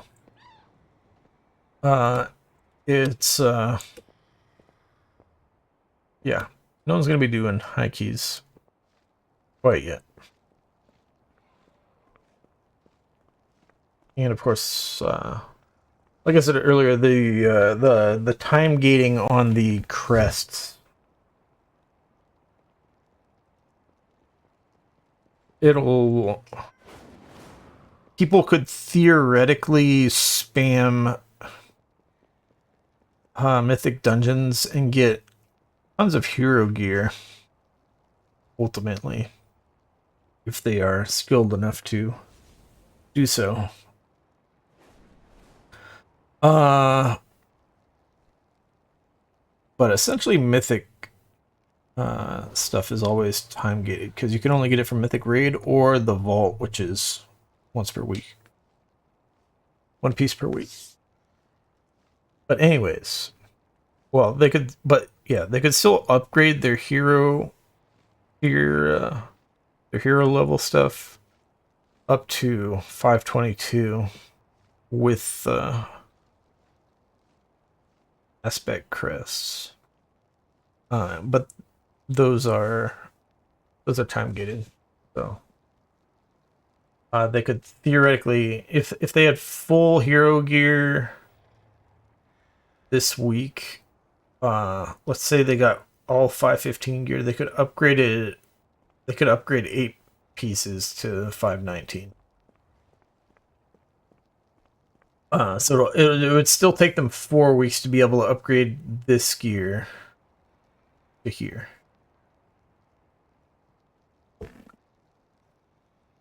Anyways, we were still on Champion, I think. We won't be just about done talking about Champion, though. So yeah, Champion upgrading through those item levels, either in the Champion track or the second half of the Veteran track, is going to cost you Drake Crests, which you can get from M0. But you can get Champion gear from M0 all the way up to M+6, Mythic +6, or from normal raid, Timewalking raid, or that 1 piece from the Valdrakken Weekly, or Champion gears from Conquest Gear, which I don't remember if I talked about earlier. So Conquest Gear is in pink on my thing here because it is PvP gear. Conquest is a currency that you get from doing rated PvP primarily, although you'll get small amounts from like weekly PvP quest stuff. So, but ultimately, it's for PvP gear. Conquest is the best level of PvP gear, and we clicked on the vendor earlier accidentally, but see Conquest, and it's very good stuff. Champion gear. It's the best level of PvP gear as far as the level that it scales to for arenas and battlegrounds. So, the thing is Conquest, last I checked, is time gated. Well, I have no Conquest, so it's not even telling me. But I'm pretty sure Conquest is still time gated. Players are always available. And of course, you actually have to like win rated arenas or battlegrounds to get Conquest. So it's not like it's easy to obtain. So it's good gear for PvP still. It's best in slot for PvP generally, but yeah, it's good for PvE as well, but because of the time gating, it's not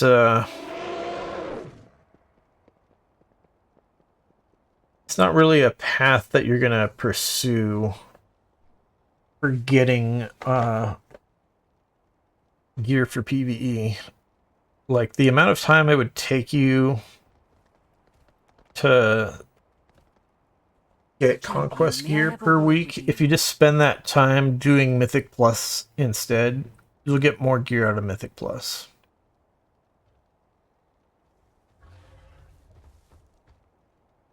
That's kind of the same with all content compared to Mythic Plus. Basically, Mythic Plus is very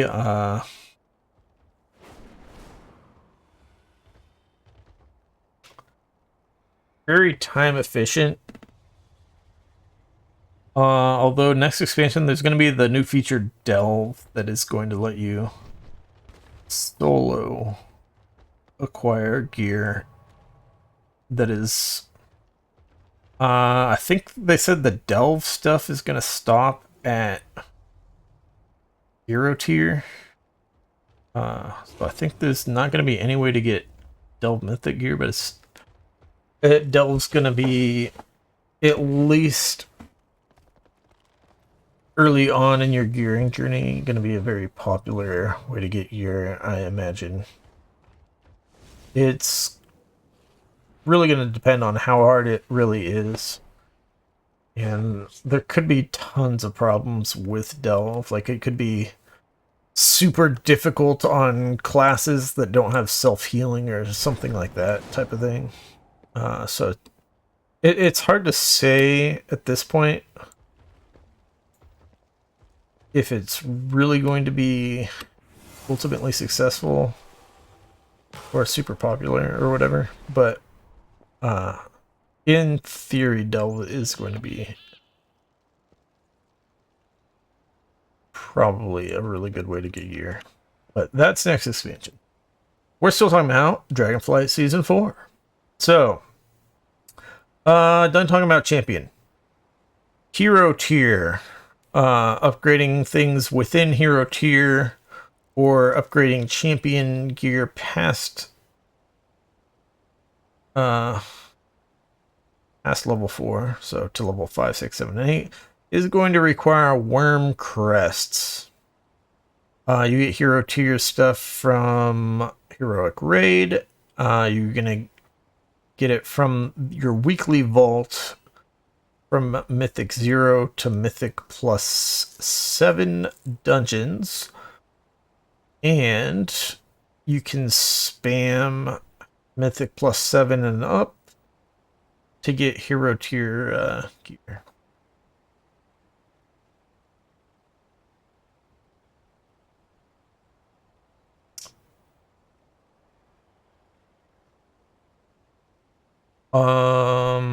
Yeah.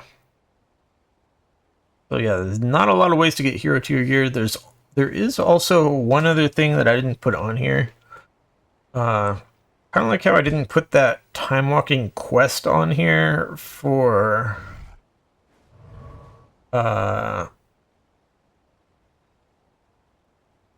the 5 time walking dungeons.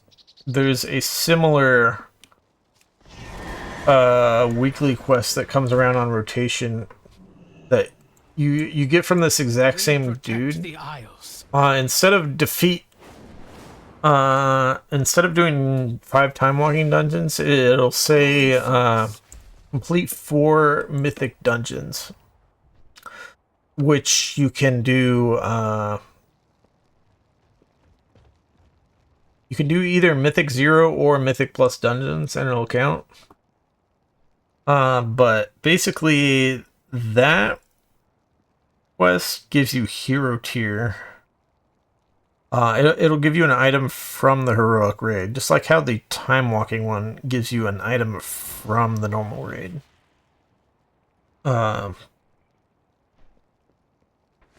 Historically. I still don't know how the time walking one is supposed to work now with the raid rotation thing going.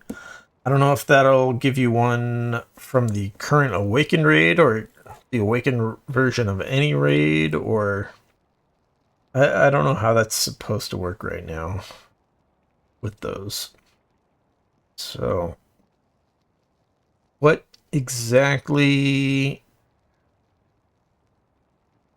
the pool of items that you're getting from is up for questioning, but it's a very good weekly quest for getting a piece of gear that is of a high caliber. Let's put it that way. Anyways, yeah, that's basically it for hero tier stuff. Obviously, at this point, this is not really casual friendly type of stuff. Or even someone who plays a shitload of WoW like myself, it's not really alt friendly. If you like playing lots of different characters, you're having to spend a lot more commitment to a single character if you're getting up in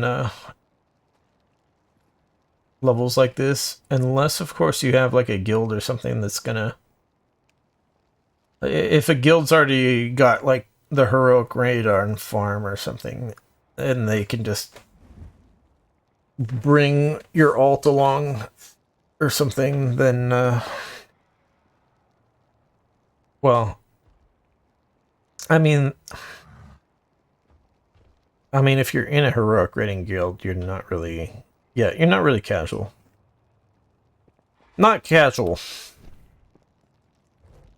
You can still pug heroic raids. But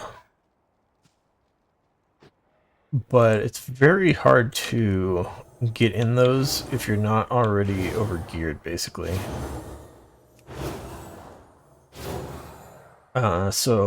It'll certainly happen. Like, if you get the normal raid gear and then you just upgrade it all the way, then you could definitely like get in a heroic raid by doing something like that. It'll definitely take you a little while to get that many upgrades, though. Like I said, it's gonna take several weeks to upgrade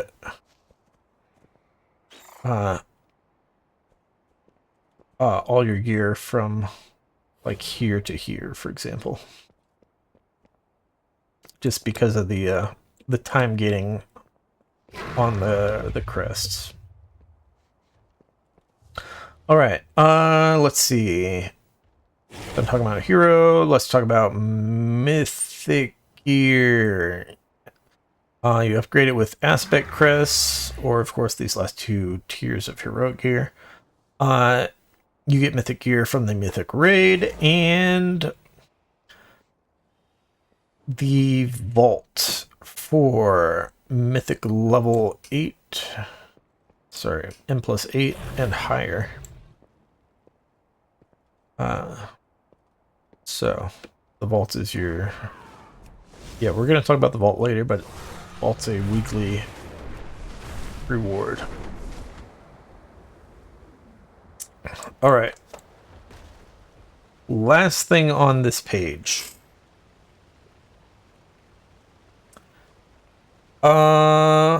Awakened. Awakened is a new upgrade track to this season. So what the heck is Awakened? Awakened is, there's this new currency called Antique Bronze Bullion. You turn it into a vendor and you get a raid trinket, weapon, or cantrip item. Now, what the heck are those? Let's go to the game. So, here in Valdrakken, if we go over to the east side of the city, there's like the statue over here. There's like a quest where it comes to life and whatever, but so if you've done that before, that's where you get your sparks in season 1. But anyways, there's this little other this other inn. The main one people usually set their hearthstone to is over here, but there's this other one here, and it has vendors where you spend your antique bronze bullion, and you see here we got raid trinket stuff. There's also weapons,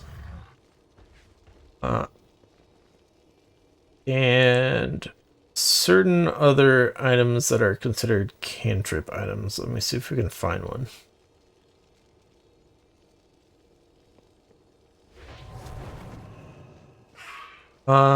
You could sort of consider some of these weapons to be cantrip items.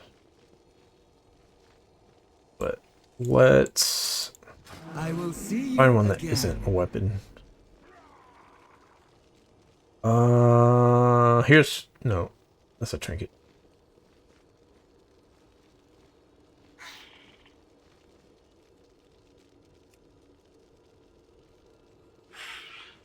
Okay, here's one. It's a cloak.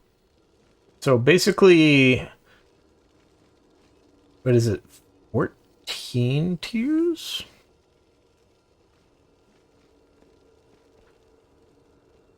What? Maybe this one can upgrade higher. Like, these ones are awakened 1 out of 12, but this one's 1 out of 14.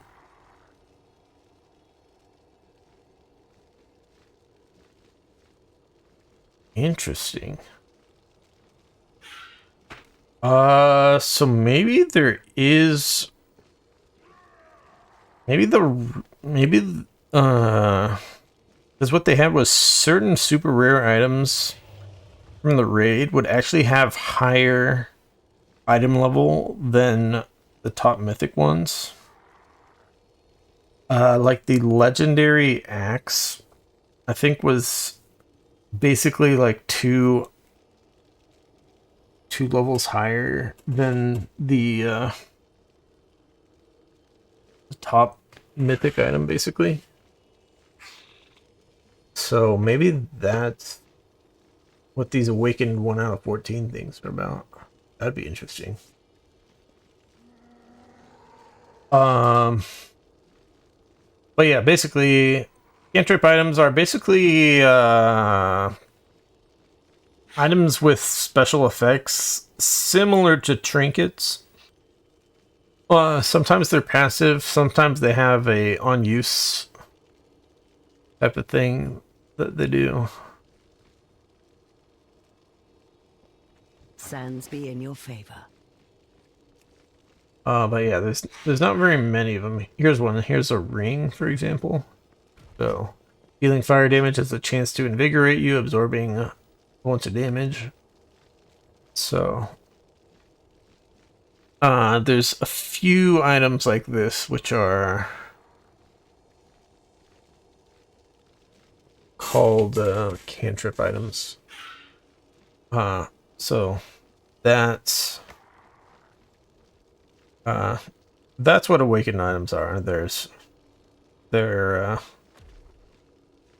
It's just a separate upgrade track for the items that you buy with this currency.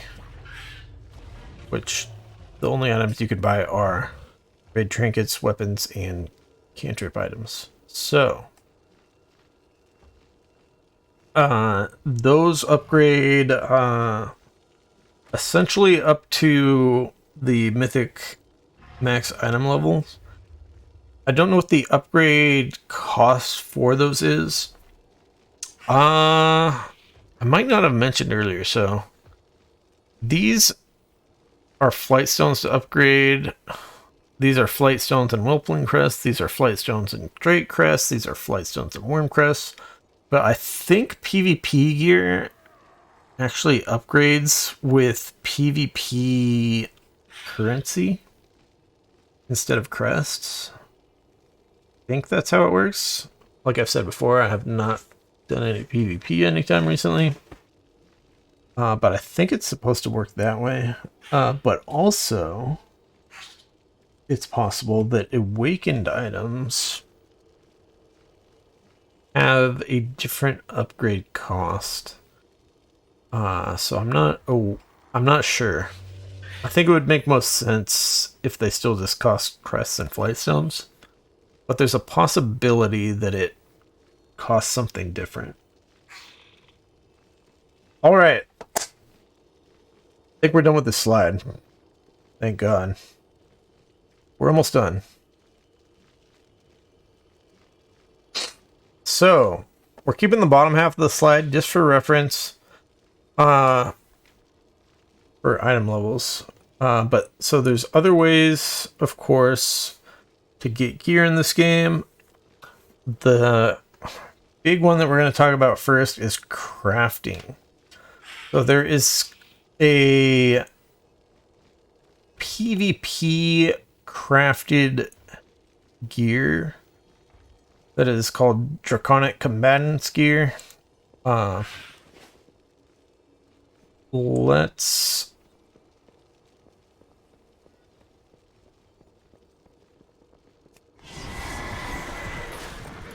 run over to the auction house here. So the problem with... Actually, let me just log into the monkey again.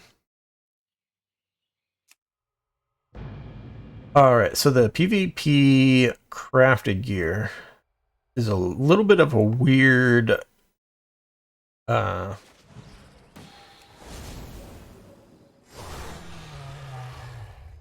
it's in a weird situation. So to get the... There's one for each season. So I don't have the recipes for these. To get the recipes, you get them from PvP victories in Arena, Battlegrounds, or War Mode. And the recipes cost Infurious Wilder Cloth bolts, in this case for tailoring. But essentially it's not a... It's not like a soulbound material thing.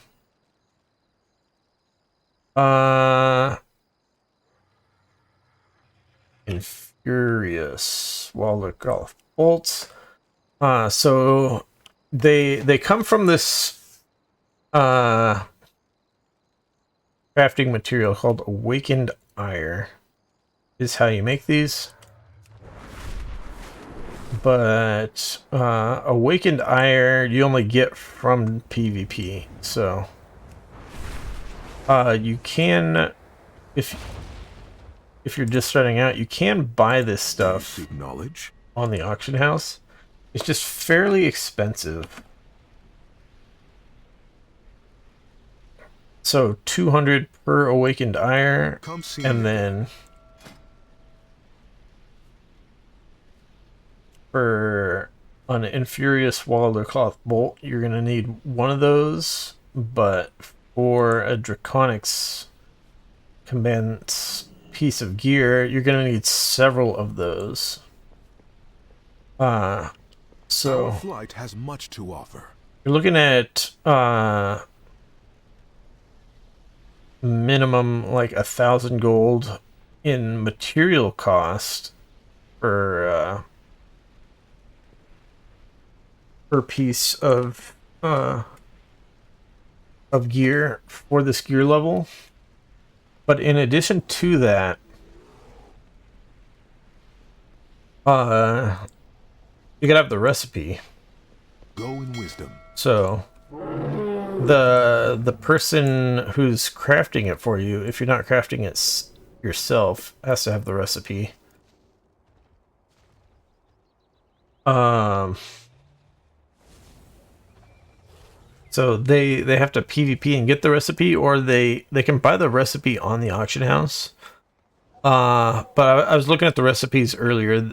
The recipe price will drop over time, but because it's at the very start of the season right now, those recipes, there's not very many of them on the auction house, and the ones that are in the tens of thousands of gold. So currently, you can just buy Draconic Combatant's gear already that people have crafted directly on the auction house. Well then, Instead of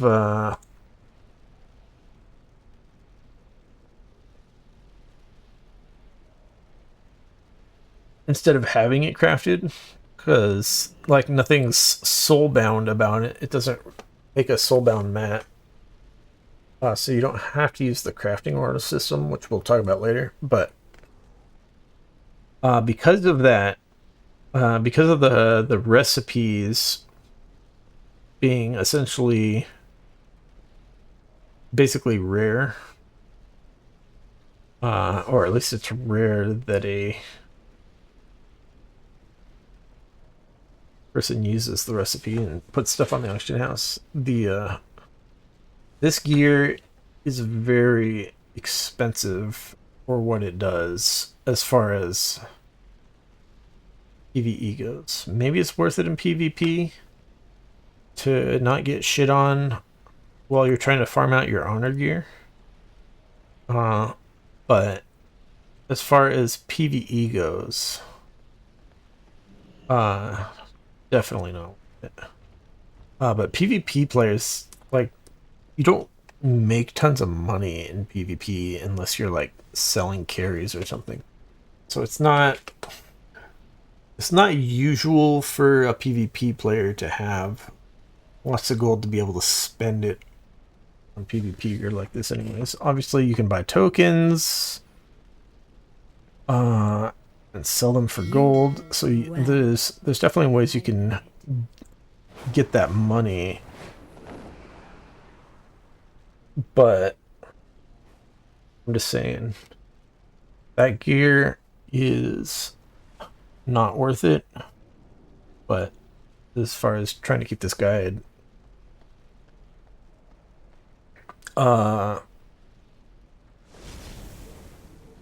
fairly complete, thought I'd mention it. Because yeah, that gear is worse than Explorer 1 out of 8 gear for PvE. So just for comparison, 451 is if it gets crafted with max quality, compared to that gear that we just bought from the Timewalking vendor. We bought several pieces and that was 450. So big massive expense if you're gonna buy that gear. Let's see. So other crafted gear. Actually, there's something that I think I forgot to mention on the previous page. But basically, there is Explorer gear. Or I should say, there was Explorer gear in Season 3, which are bind on equip items. So you could just buy those on the auction house. People did sell them for somewhat expensive, not as expensive as that Draconic Combatant gear, but still fairly expensive, but I don't know if there are equivalent BoEs here in Season 4. I haven't seen any yet, so I'm not sure if they still exist. Let me just check the auction house really quick. Something of me. We look at like Leatherhead, max item level.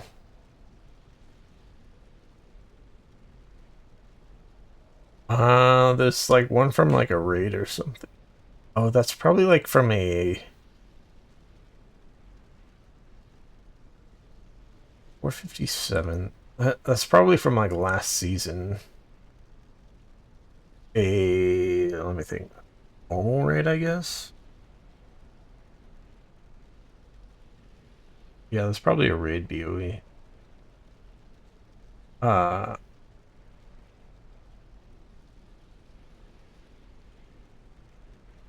But as far as regular BOEs, last season, you would occasionally run across explorer level BOEs, which you could sell in the auction house. But those would be usually like more like a few thousand gold or something. I don't know how long it'll take for the Draconic Combatant's gear price to fall down, but it's just not a good way to get gear as far as PvE goes. Anyways, let's move on. Enchanted Whelpling's Awaken Crest crafted gear. You can get I'm level 473 to 486, 486 being the maximum quality out of this gear. Now, what the heck is an Enchanted Whelpling's Awaken Crest, you asked? So, we have that currency, which is, or maybe we should go back to here. So the Whelpling Crests, the ones for this season are Whelpling Awaken Crests.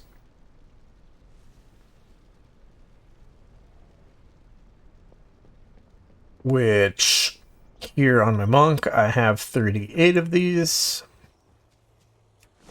Like I said, they are capped per week, but relatively common to obtain. I'm just doing lots of stuff. You'll just get small amounts of them. But what's an Enchanted Whelpling's Awaken Crest? Well,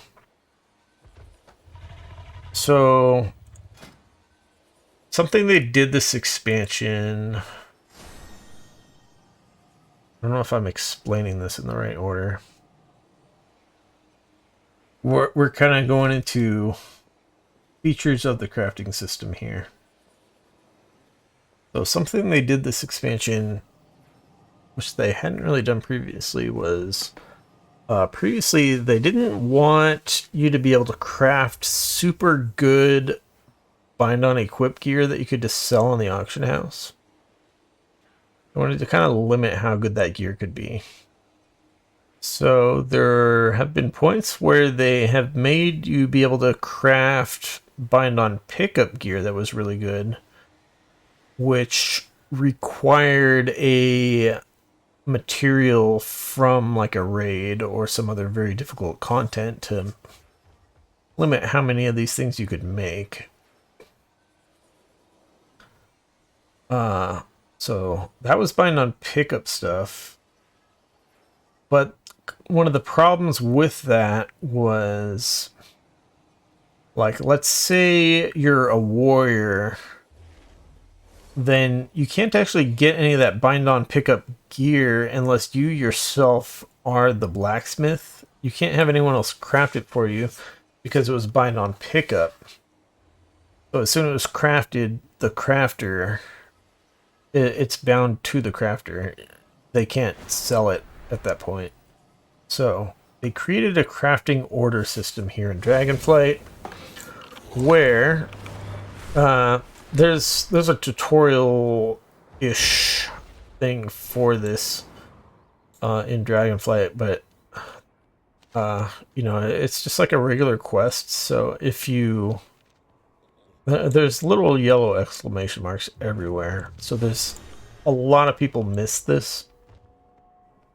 But basically, you go over here, and you can start a crafting order for an item.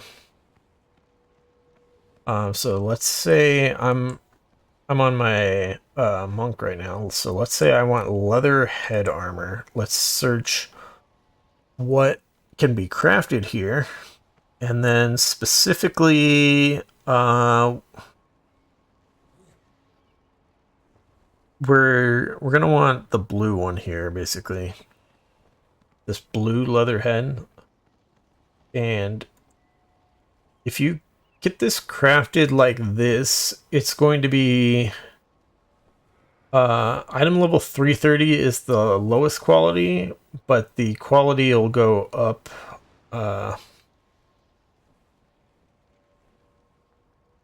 depending on how good the crafter is. So there's a this one will most likely anyone who's a crafter who's checking the crafting orders is going to be able to craft this at max quality. But what we want is to empower this with an Enchanted Whelpling's Awaken Crest, which you mentioned earlier, which will increase the quality so that the item level becomes 473 to 486. Now, I don't have any of these right now, but how do you get one?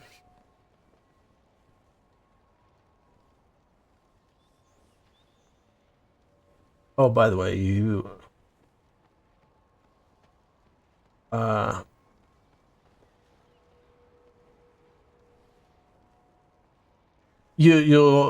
want to go to the auction house to get the materials here. You can, in some cases, start crafting orders without having all the materials, but you're gonna have to pay a bunch of gold to the crafter in that case if you want them to craft it, and they're still not gonna take it if you aren't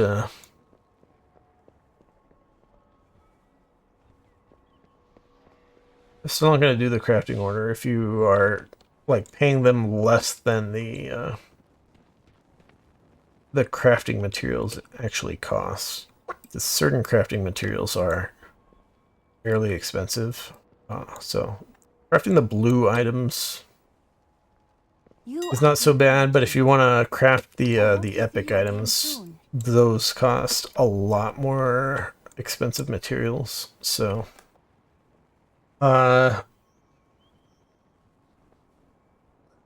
Yeah, generally just provide the materials yourself. But anyways,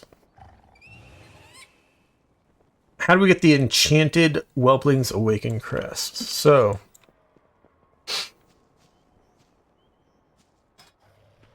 kind of the hint there is the word enchanted.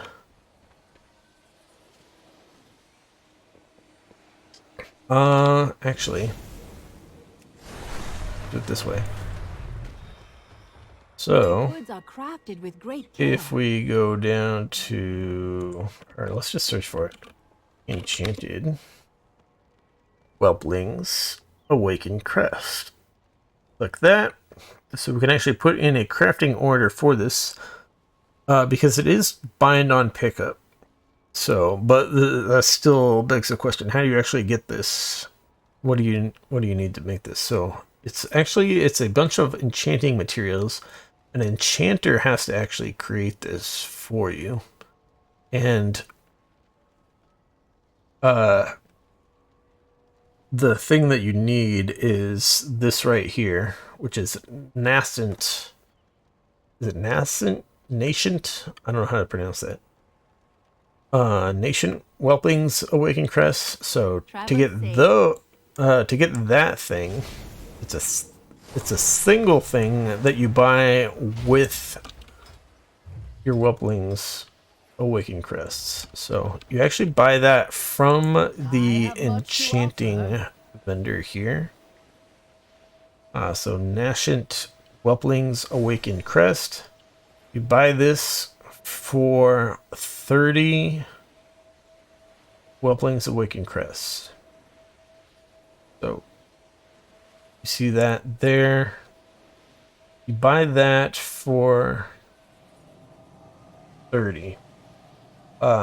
There's one for the Wormed Crests, and there's one for the Aspect Crests as well. But notice that those cost 45 and 60. So those are not only is it like higher tier crests, but those are more crests as well to craft. So A pleasure doing business. yeah, 30 crests is only essentially it's only 2 tiers of upgrades. But if we look at our chart here, so our Enchanted Whelpling's Awakened Crest, we can craft an item 473 to 486 item level, which is going to be 473 to 486 item level here. So it'll basically be kind of a upper adventurer level or lower veteran level piece of gear for the cost of 30 veteran upgrade crests, essentially. So once you get that crafted, though, you cannot upgrade it like a like any of the upgradable items. But what you can do, though, is if you don't get it at the highest quality, you can recraft it.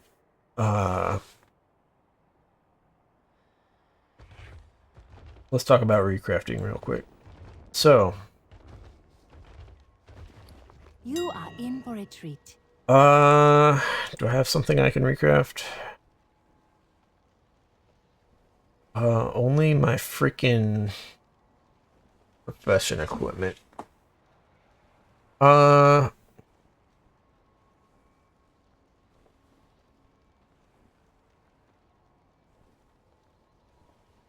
Whatever. So, say we got the profession equipment. Pretend this was an actual item.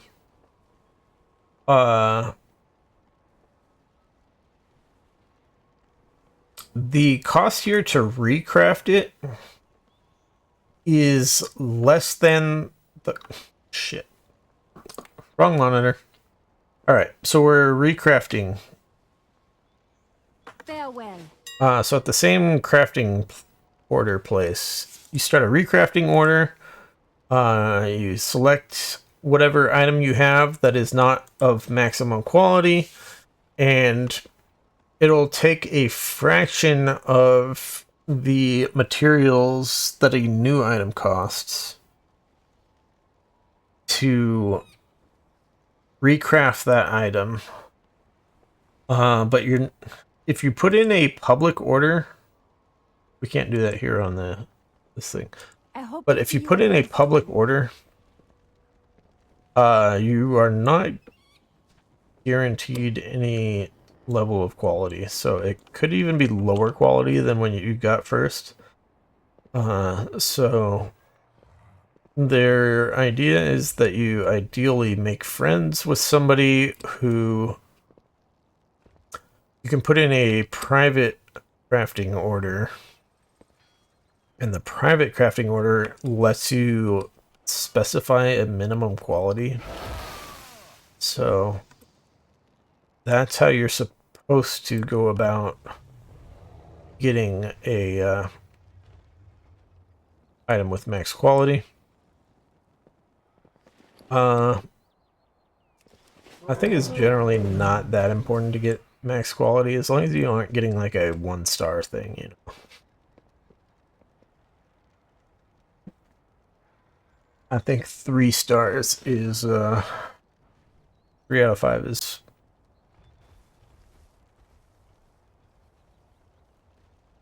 pretty good.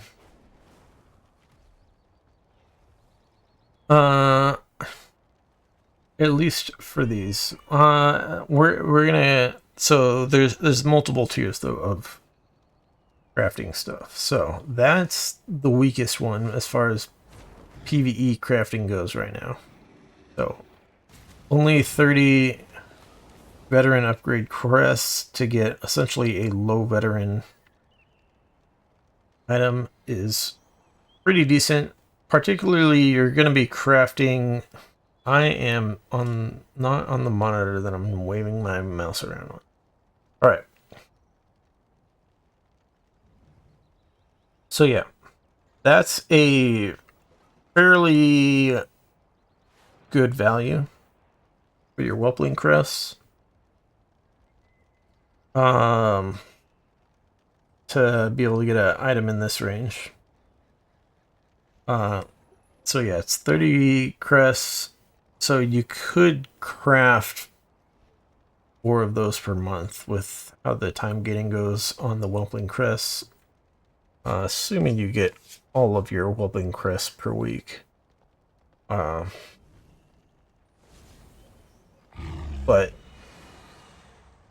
generally, what you're using crafting for is you're gonna do a bunch of content, and you're gonna get a bunch of items, but you're gonna have like a couple slots where you've got an item that is like much lower level than your other slots, and it's just a fairly big upgrade to just craft an item for that slot. As opposed to spamming dungeons over and over trying to get something for that very specific slot. So that's generally where you use crafting. So yeah, let's move on here. So the next level of crafting after using those Enchanted Whelplings Awaken Crests, which I guess I should have showed on the crafting thing. You're using those on blue crafting thing. So they are under this Empower with Training Matrix thing for doing your crafting. So this is tailoring. It's very similar on all the other crafting professions. Anyhow, like I said, that's that. But now if we want to, oh my god, we're on the wrong camera again. All right, so I was just showing these ones that are blue are the ones that you would craft with the Enchanted Whelplings Awakened Crest to get those bottom tier for Season 4 crafted gear. Now, if we look at the next tier, is Spark of Awakening. Well, what is a Spark of Awakening? Spark of Awakening is a time-gated currency. You're supposed to get, I think, 1 a week. Maybe it's 1 every 2 weeks. I think I saw somewhere that it's 1 a week. But people were complaining on the forums that they did the quest that says they're supposed to get 1 and they only got half of 1. So I don't know what's actually going on there. Or maybe you only get half of 1 from the weekly, but you get another half of 1 from somewhere else per week or something. So I don't know how exactly it works. But yeah, Sparks have been around since the start of Dragonflight here. And but the last couple seasons, what they did was they gave you half a spark, a splintered spark. So you create sparks from 2 of these. That's why I keep saying half a spark. So these are the ones from the previous seasons. I don't have any for this season yet, but yeah, that's how you'll create a Spark of Awakening from whatever weekly way that you get them. Back in the day, Dragonflight Season 1, there was like just a catch-up mechanism where you would just get them at the end of dungeons if you were behind on sparks for the week, so they probably still do that. But like I said, it's time gated, but yeah. So the problem though with sparks, it's higher item level obviously, so it's up to champion, which is the normal raid level of gear. So it's fairly easy to get sparks because they give them to you for relatively easy content. They're just time gated. The real problem is that they are expensive. Not the sparks that are expensive, but the recipes that use sparks are very expensive. So if we go back to here, go to our tailoring, it's any of the purple recipes are going to require a spark. So this is where we would use our Spark of Awakening, and then we would need spools of Wilder Thread and these Wilder Cloth bolts, and there's some other optional stuff, but that's not really important for what we're talking about here. So, but yeah, Spark of Awakening would be used in this recipe. I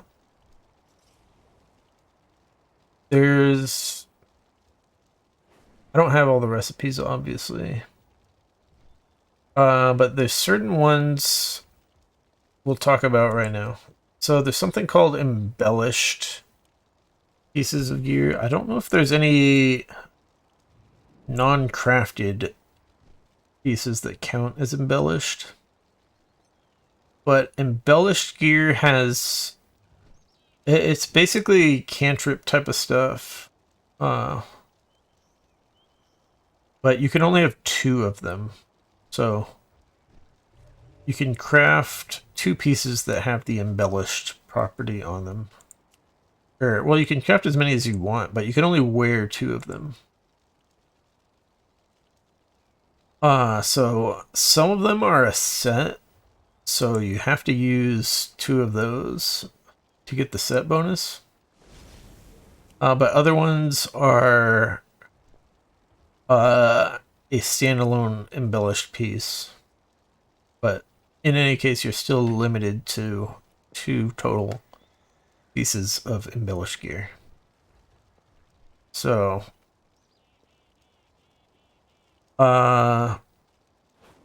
yeah, that's what we were talking about here. Embellished gear. But yeah, so sparks can craft kind of like generic regular gear that it just has the stats, or it can be embellished with an extra little property. Very limited on what your options are for embellished gear. It's not just for your armor type. Like, it's not just for a cloth stuff you can get on crafted jewelry as well. I don't know if there's any like embellished weapons or anything, or like embellished trinkets or anything like that. But there's definitely embellished jewelry, which is pretty popular.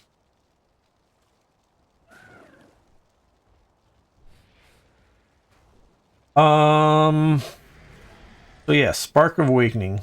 So yeah, just the main problem is those are fairly expensive crafting recipes in general, especially the embellished ones. The good thing though is the recrafting. I forgot. Well, so I mentioned earlier, if you don't get the maximum quality, you can recraft it. And it'll cost a fraction of the materials to recraft it. But what you can also do is, if you crafted one of those recipes like in a previous season, you can actually recraft those using different... You can use like the current season's sparks and crests stuff. You can recraft those as well to have that drastically reduced cost. So you can like bring those up to the current season's item level with much less material cost than crafting it fresh. But if you are new to Dragonflight, if you didn't craft those in previous seasons, it is a very expensive investment for those pieces. So I don't particularly recommend it if you are if you're just trying to catch up. That's quite an investment to do.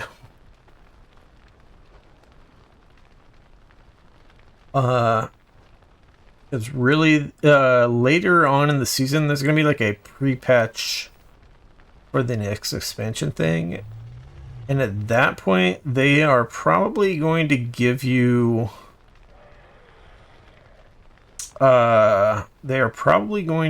based on previous pre-fetch events, they're probably going to give you somewhere in the hero rack item level as far as catch-up gear to start off the next expansion with.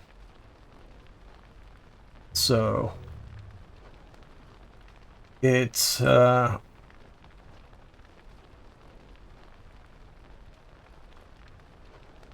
unless you're really having fun this season and you really want to do lots of dungeons and raids and stuff, and you're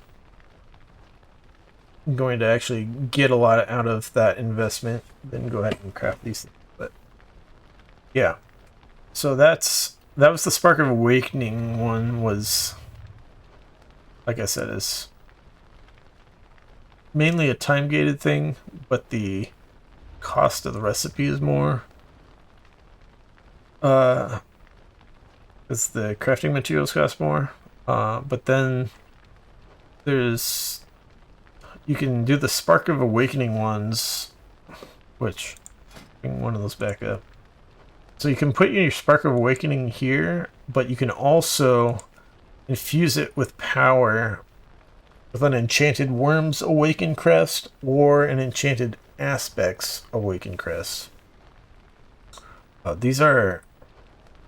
I keep showing this, but this is just if I was going to craft it myself. But same deal with if you're putting in a crafting order for this. You would go in here. You'd go to your Vibrant Walder Cloth thing. You'd put in your Spark. You'd put in your Enchanted Worms Awaken Crest or Enchanted Aspects Awakened Crest, and then it would be Travel safe. the appropriate item level for those. So yeah. But yeah, those Enchanted Crests, just like the Whelpling's Awakened Crest, you have to buy the nascent version from the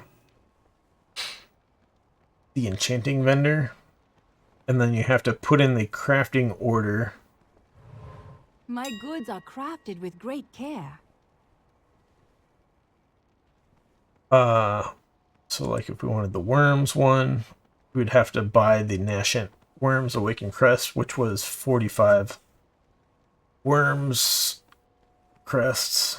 You have to buy that, and then you'd have to buy all these materials off the auction house.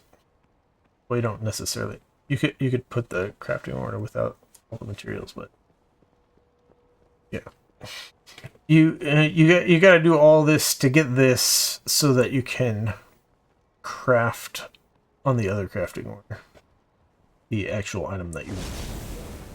I am an idiot. I wasn't showing this screen May your again. days bring you joy. So, crafting order.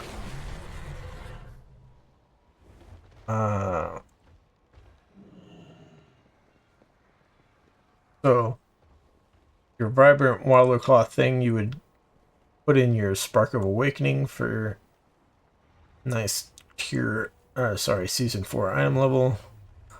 And then you'd also put in your crest to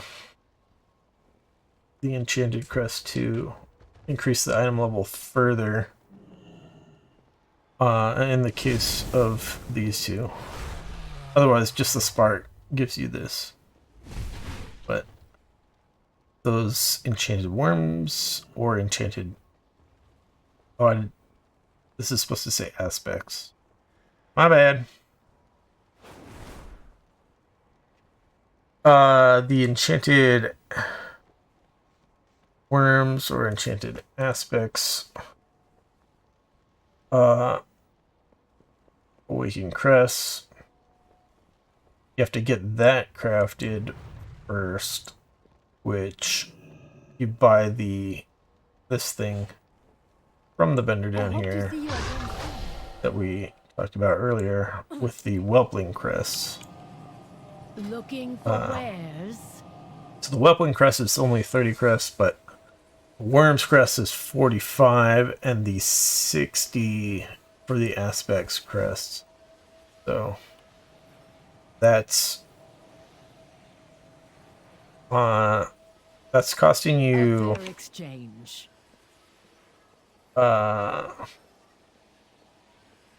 that's costing you 4 mythic tier upgrades to craft that highest level one. It's 60 crests. So it's it can be up to 3 levels lower than the mythic 4 out of 4. So it's going to be a very good item at that point, but it's, yeah, something to consider. But you got to get the 60 aspects crests to get to there in the first place. Anyways, that's... Yeah, we talked about crafting orders, recrafting, embellished. Yeah, I think we're about done talking with crafting. So yeah, generally you craft for a slot that you're having trouble getting the item to drop in.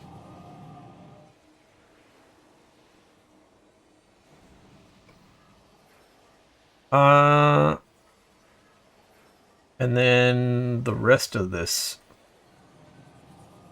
We talked about the Timewalking vendor stuff earlier. That's when I bought, what was it, 8 pieces for my Paladin for a fresh level 70 character.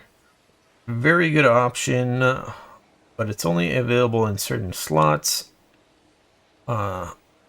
and only during the Timewalking Event, which is approximately 1 week per month. So the current one started yesterday, but the next one is going to be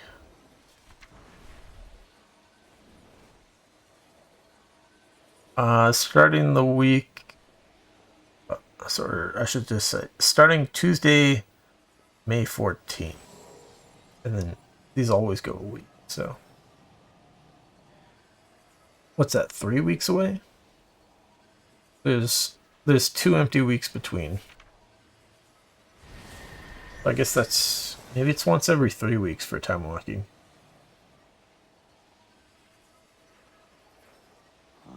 Yeah, it might be once every 3 weeks. Feels like once a month, but maybe it's every 3 weeks.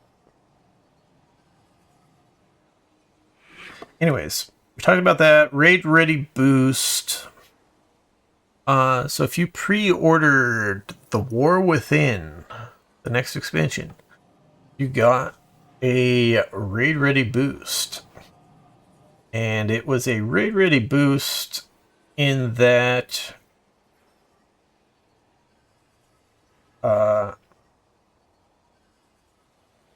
for season 3 of Dragonflight,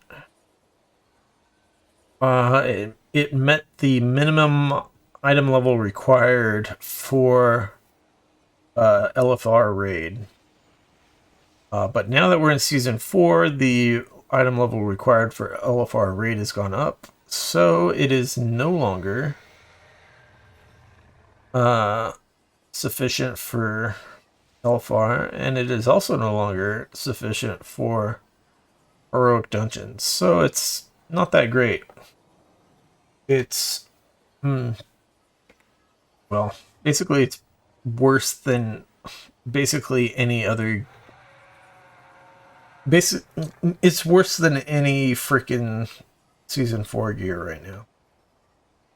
Better than a fresh level 70, that's for sure, but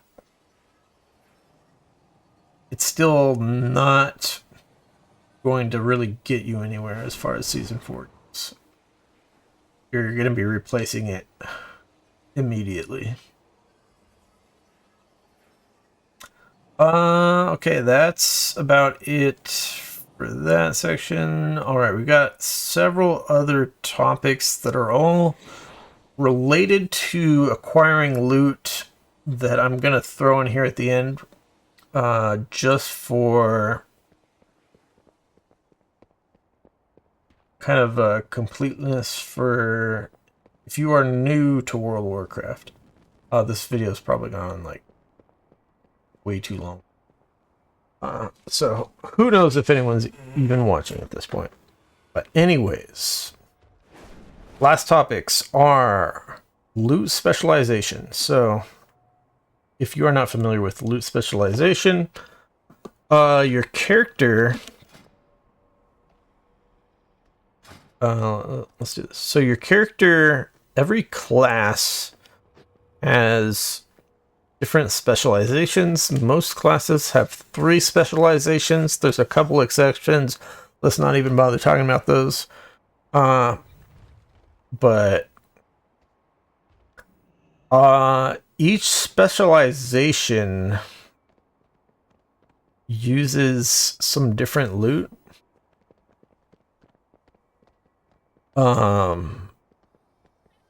So for example, I'm on a monk here. The Windwalker is a melee agility based class, whereas the Mistweaver is a healer intelligence based class. So the way loot in this game works, essentially you get loot based on not your specialization that you're currently using, but something else called your loot specialization. So they can be the same or they can be different. So for example, if I'm on the Windwalker Monk, I am an agility-based class, but let's say I'm doing a dungeon, and I look in the dungeon loot, and let's find something that is relevant. Maybe not that dungeon.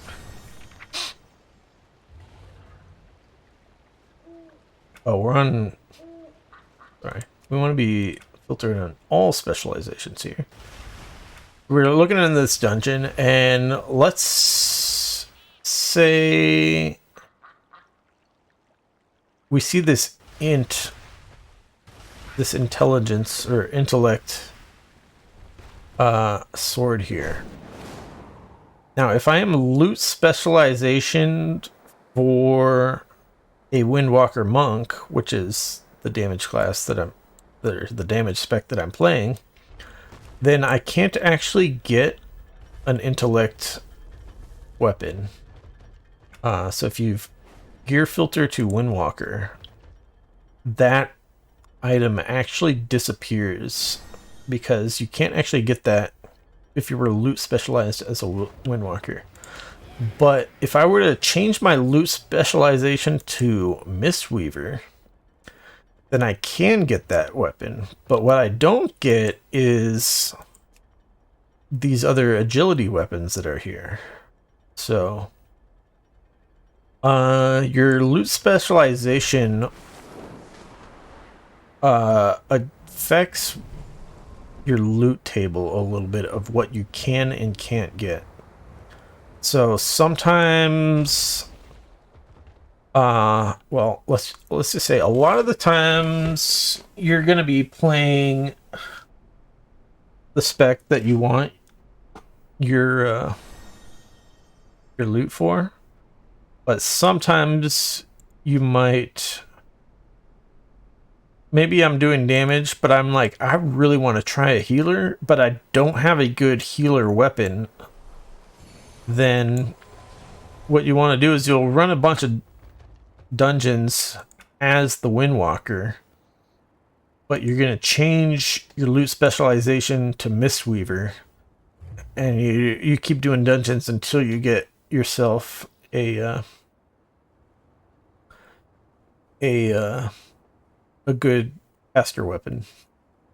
So the way you do that is you right click your thing and you say loot specialization Mistweaver, and from all gear sources at that point you are essentially counted as a Mistweaver monk instead of a Windwalker monk. Amithra, So have you and Maratos made contact darn with it, the holdout Drakthir settlements? I don't want to hear this.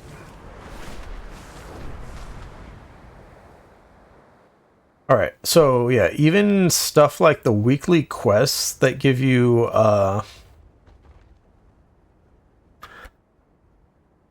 like an item from the raid, that item from the raid is going to be based on your loot specialization. So always check your loot specialization, especially when you're going to get like a really high item level item. You want to really make sure that you're going to be able to get whatever item that you really want.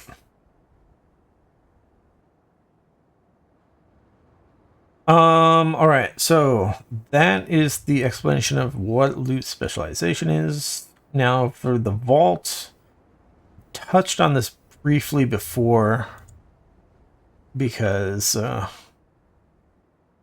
vault, you get loot once per week from the vault. You can get one piece of loot. But what is the vault? The vault is this building over here. Well, it's the bank building, really. But the vault specifically is this little thing.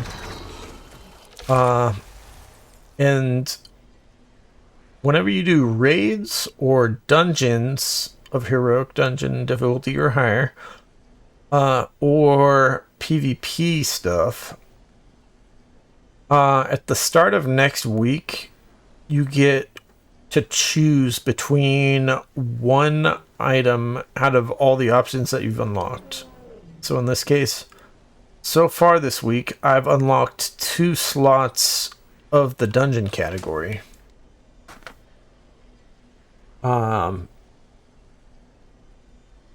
So if we were to fast forward right now to next week, I'd be able to choose one of these 2 items.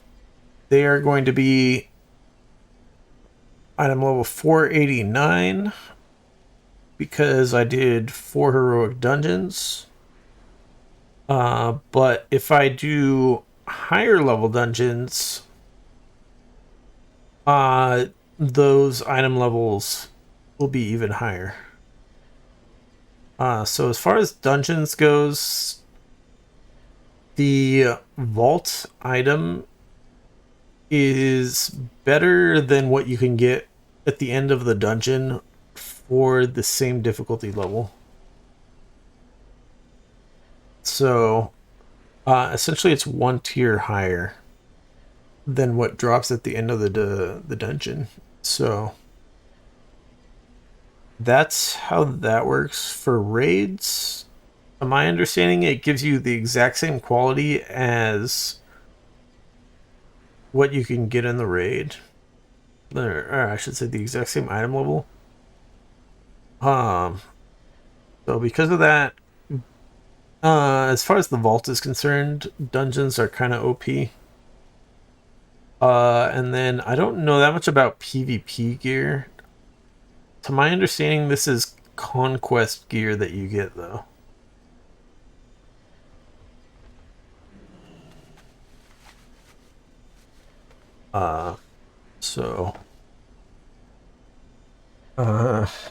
Particularly the PvPers are very, very interested in getting weapons in the vault because purchasing weapons with the Conquest currency costs more. So it saves you a lot of currency. It's like a free extra item, basically, if you get a weapon from the vault in PvP. And also, weapons are just so important to how effective your character is. So it's like super jackpot if you get a weapon.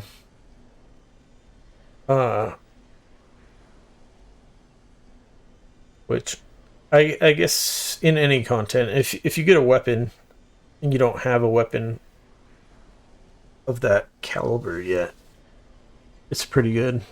But usually you're really hoping for the trinkets, which are hard to get from the raids or the dungeons. Or the cantrip items from the raids.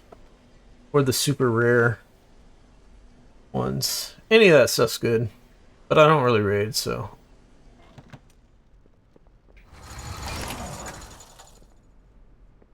I mean, I don't really care too much about the vault anyway. So. Darn it.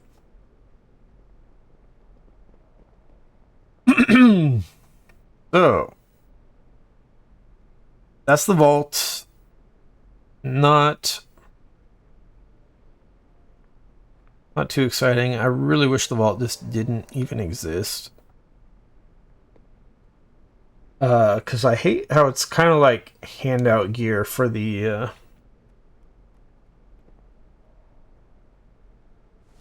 casuals to get a relatively good item from doing easy dungeons. So that's what I hate about the vault.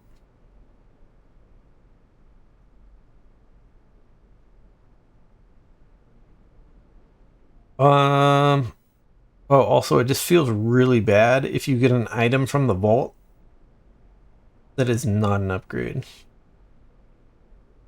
Or I should say, if none of the items in the vault are an upgrade.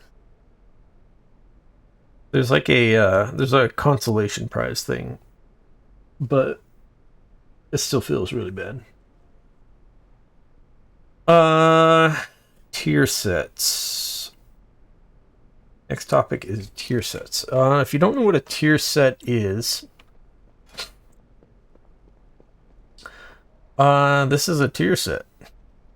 So it's so each raid that comes out, every class gets... They stopped doing this for a while, but then they brought it back recently. Where every class gets a cool a cool cosmetic appearance from the raid that is like themed to their class, basically. Now, if we go to, let's see. So currently I'm in like the normal raid version of this appearance. If we go to sets here, it's this Mystic Herons set. I also have the Raid Finder appearance of that, because basically I got the Raid Finder version of the whole set. I'm an idiot.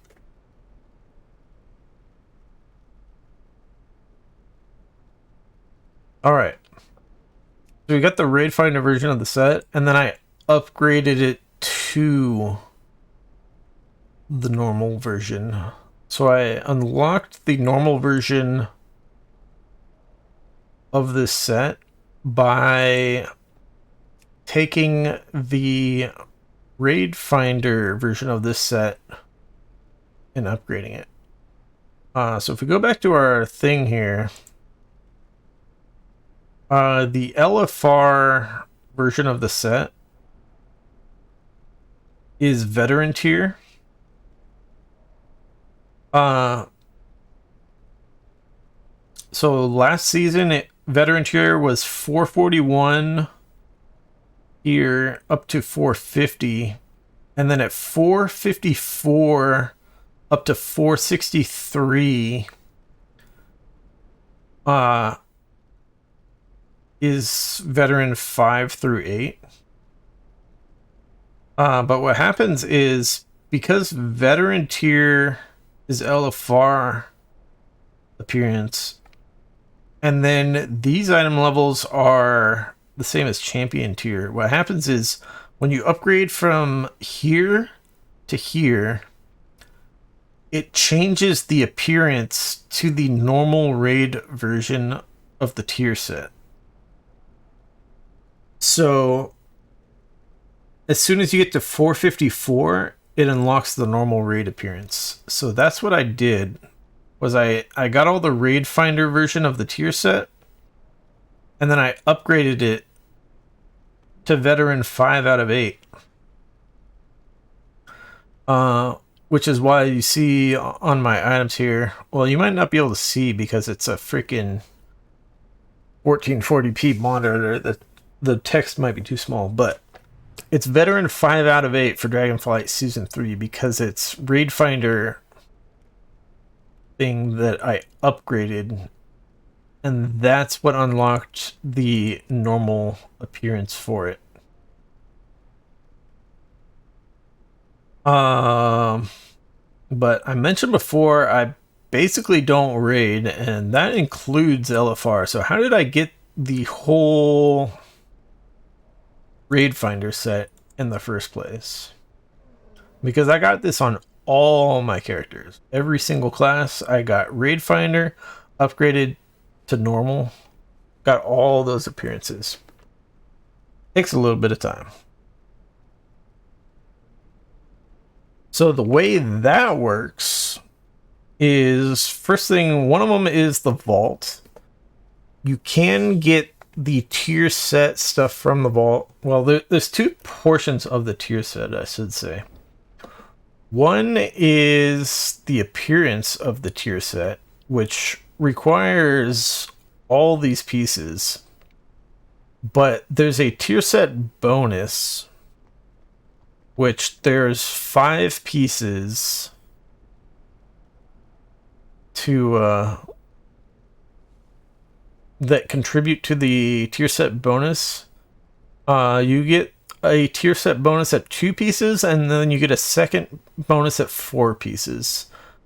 So you don't need all 5 of these pieces equipped. Like the 5th one is essentially just irrelevant as far as the set bonus is concerned.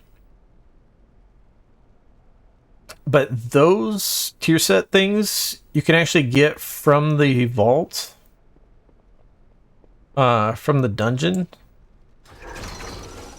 You can get tier pieces out of here. Normally you can't get tier sets directly from dungeons. You have to get a item from the raid to get tier to drop.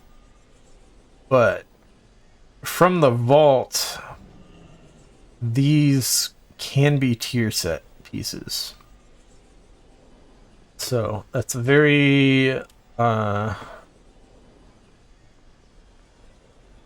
very important way that you can get tier pieces.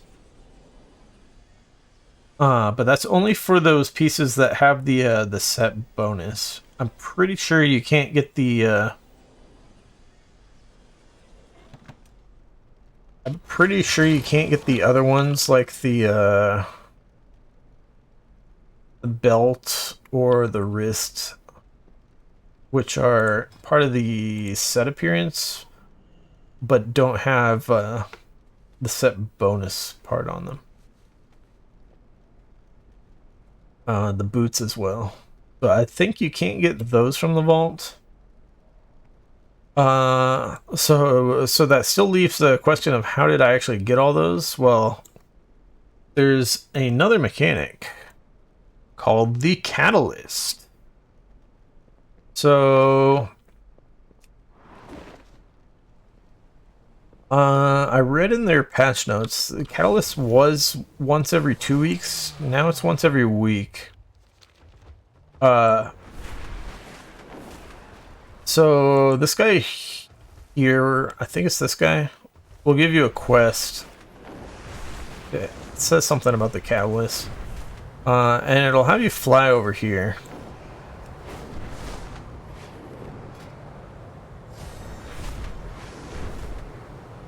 I am an idiot. Alright, let's go back.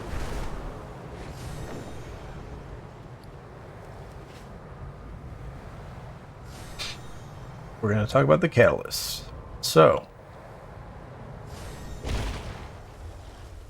dude will tell you about, he'll give you a quest regarding the Catalyst. It won't really explain the Catalyst, but the quest will send you over here, and you'll have to just fly over this way.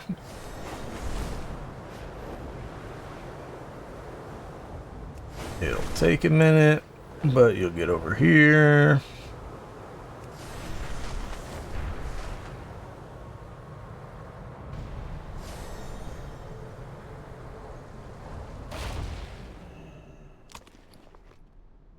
Alright, so this is, they call it the Revival Catalyst.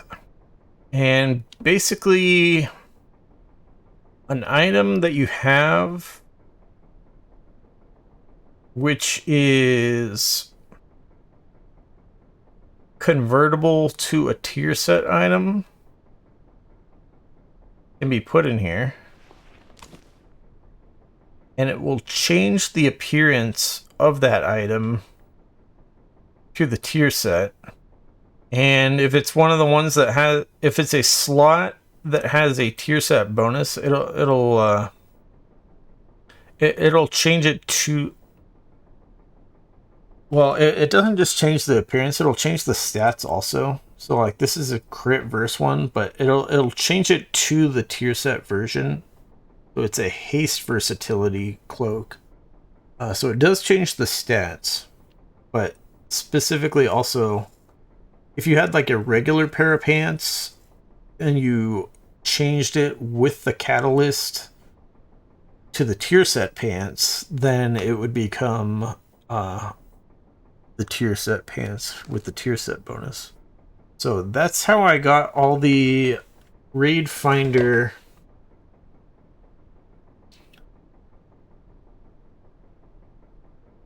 that's how I got all the raid finder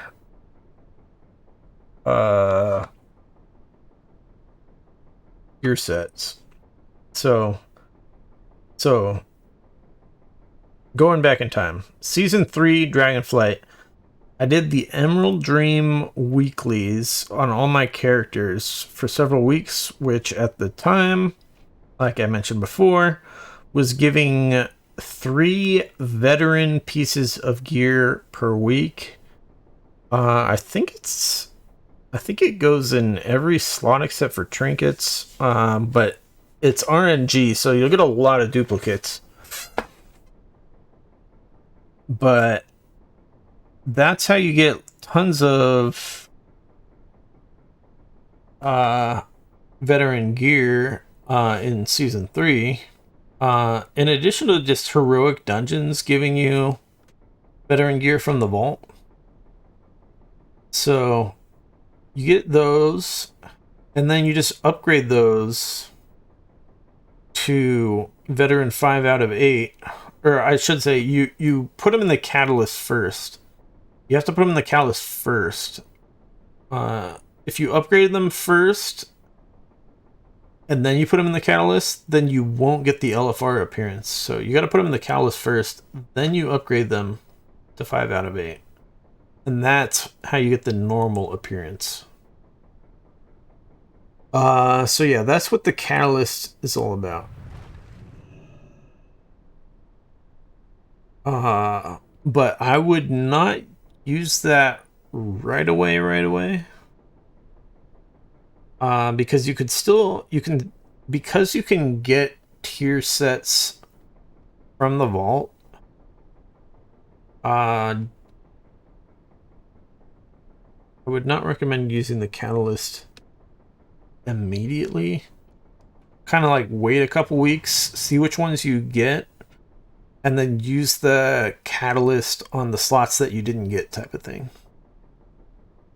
Because you don't want to use the catalyst and then you get the thing from the vault and then you're like, well, shit, I just wasted a catalyst. They're fairly generous with the catalyst though, so it's not the end of the world. But you just don't want that regret. Alright, continuing on the last few topics of other ways to increase the power of your character, because this whole thing's been about gearing for Dragonflight Season 4, but if you're new to World of Warcraft, you might not know about these other topics either. One is sockets on your gear. So anytime you get gear, there is a fairly small chance that it'll have a socket on it. That might not apply to any of my gear that I'm currently wearing. So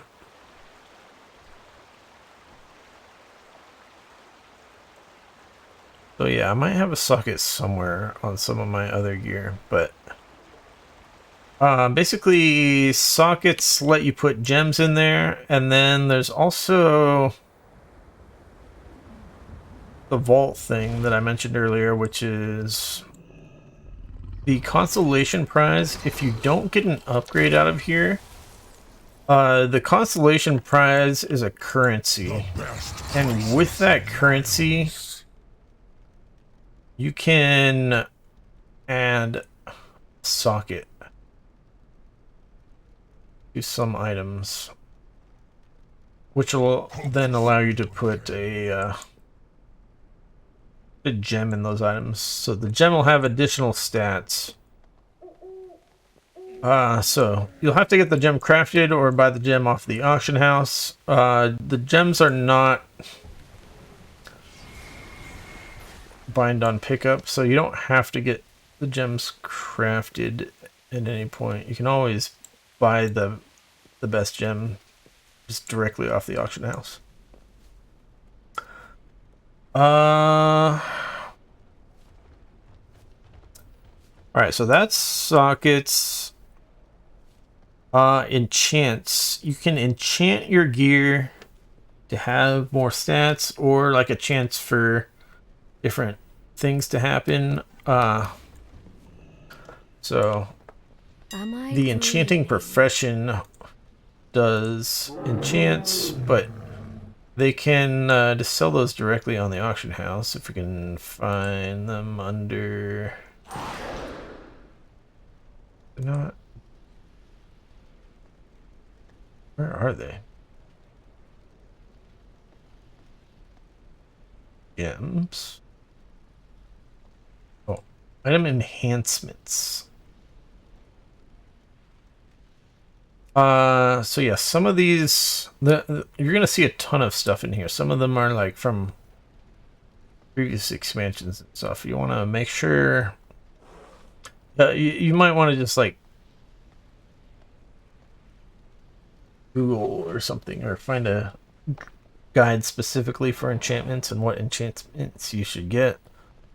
To make sure you're not like you don't want to just go for the most expensive one and assume that's the best one. So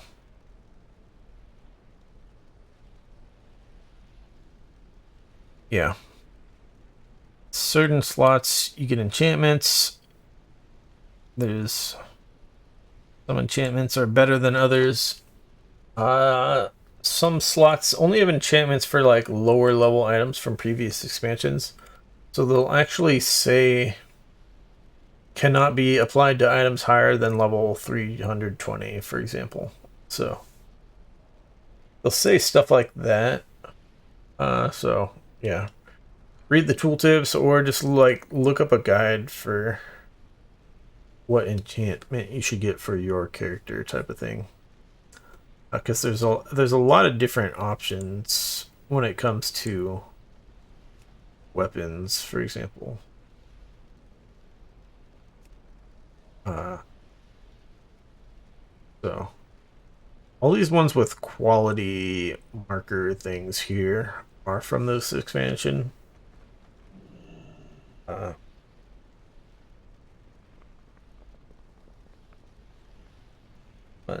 I think they're still going to be doing quality next expansion probably also, so long term you're not going to be able to use these little icons to be fully reliable as far as what you should get. So yeah, I think that's a pretty good summary of enchantments. So yeah, some of them are pretty decent buffs to your character. Others are very, very small, like 1% or less. Back to my garden. And then consumables. There's several consumables that can make your character more powerful. But consumables are all temporary things. Well then, let us proceed. So that's... We saw a consumable tab over here. Yeah. So Vantis runes are specific to a very... You use them against a certain raid boss. You can only use one per week. So Vantis runes are not something you're going to generally worry about. Food and drink. There's going to be a million things in here. Guess if they're level 70. Those are good, but... I mean, there's more options than this. Like, there's a lot more food that you can cook in Dragonflight than just these. I don't know if some of them are down here under the level 65. I don't know how exactly this is organized, but...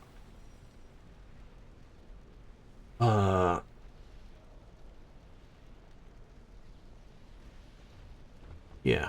The food's just a temporary buff. If you get killed, like you die in a dungeon, you do lose your food buff, so not super ideal. Flasks and files. Flasks is what they used to be called. Now they're called files. They don't last as long, I think. I think they used to be like an hour long. And now they only last 30 minutes. But if you die, they don't go away. So at least that's a good thing. Flasks are kind of like similar to food. Like I said, but they don't go away if you die. I think they're essentially generally more expensive. But they're pretty decent buffs. And then there's potions, potions are like very, very short-term buffs.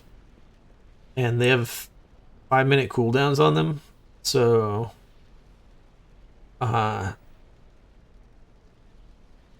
yeah, so as far as consumables goes, oh my god, I'm not showing the right screen.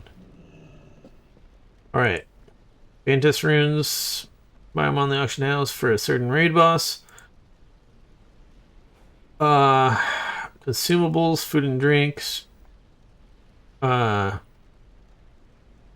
eat them for a buff, but if you die, you lose your buff. Food's fairly inexpensive, so for difficult content, you're definitely gonna use food to buff yourself. You're definitely gonna get a file to buff yourself, unless, well, there's like these banquet things where you can feed multiple people type of thing, so it can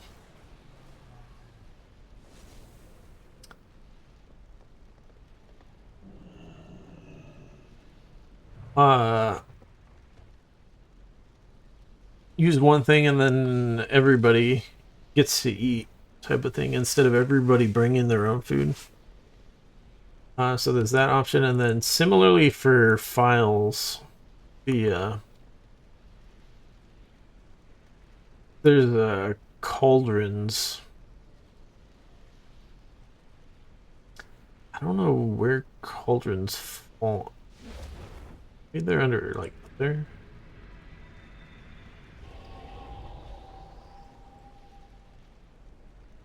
I don't know how they're doing cauldrons these days.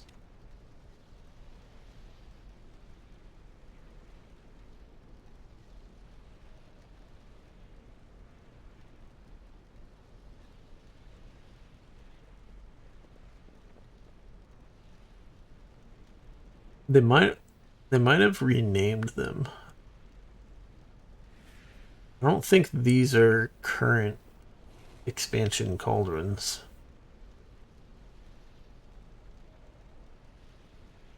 Or maybe cauldrons are like bind on pickup or something, and you have to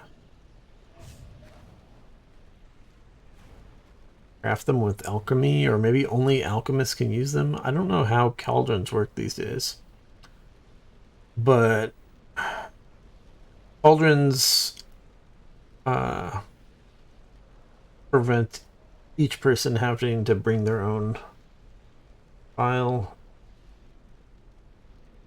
Where's the other consumable? And then yeah, potions, as I mentioned earlier, potions are super short-term buffs that can be helpful for just doing a bunch of extra burst damage when you really need it, because they'll like give you a big boost of stats, or they can be more like emergency type of things, like even just a healing potion. So yeah, there are a bunch of consumables in World of Warcraft which are all temporary. Some of them are things that you'll use more often than others, particularly the food and the files are things that you're going to use in more difficult content. But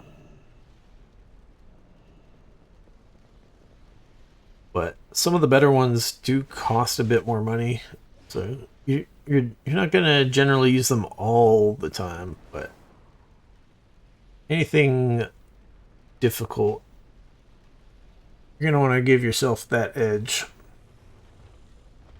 But because they're temporary, enchants are generally a better way to spend your money. Of course, you could look at enchants as temporary, because as soon as you replace that piece of enchanted gear, then you got to get a new enchant for the new piece of gear. But generally, enchants are going to last you longer. Better bang for the buck than consumables. Or if you just want to be real cheap, you don't buy any of that stuff. But yeah, that's it for this gearing video. Holy shit. I don't know what the time is. Okay, I looked at the time. As expected, this video went on way longer than it should have. I know it. I don't know, maybe I'll even edit it after all or something. I don't know. Editing is such a huge pain in the ass. I don't even have a good idea of what I would do to make this video shorter. So yeah, we'll see. I'll go through it before I upload it and like make all the chapter markers and try to figure out. Can't really see myself editing it, but maybe I'll come up with a. It's possible I'll come up with a better way to focus my thoughts and reshoot the video. Obviously, I've spent so much time on this already, just making these stupid, oh, I'm not even I'm looking at my game and jumping around and stuff, but showing the wrong monitor again. Alright. Yeah. I'm not sure what I would do to really improve this video. I might think of something. But otherwise, I'm just going to upload it as is, and yeah, we'll just try to keep the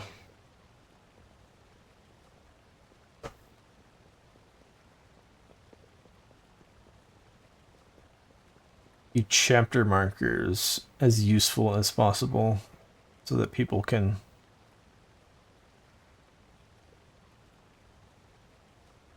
more easily find the information they need. But hopefully just in general, these two slides are very useful, and like I think most people know most of this information, or they already understand most of what this is just by reading the slide. So they probably don't even need to hear me talk about it all and explain it, but yeah, there's certainly people who probably need the explanation, but they probably don't want the 4-hour explanation, so I don't know.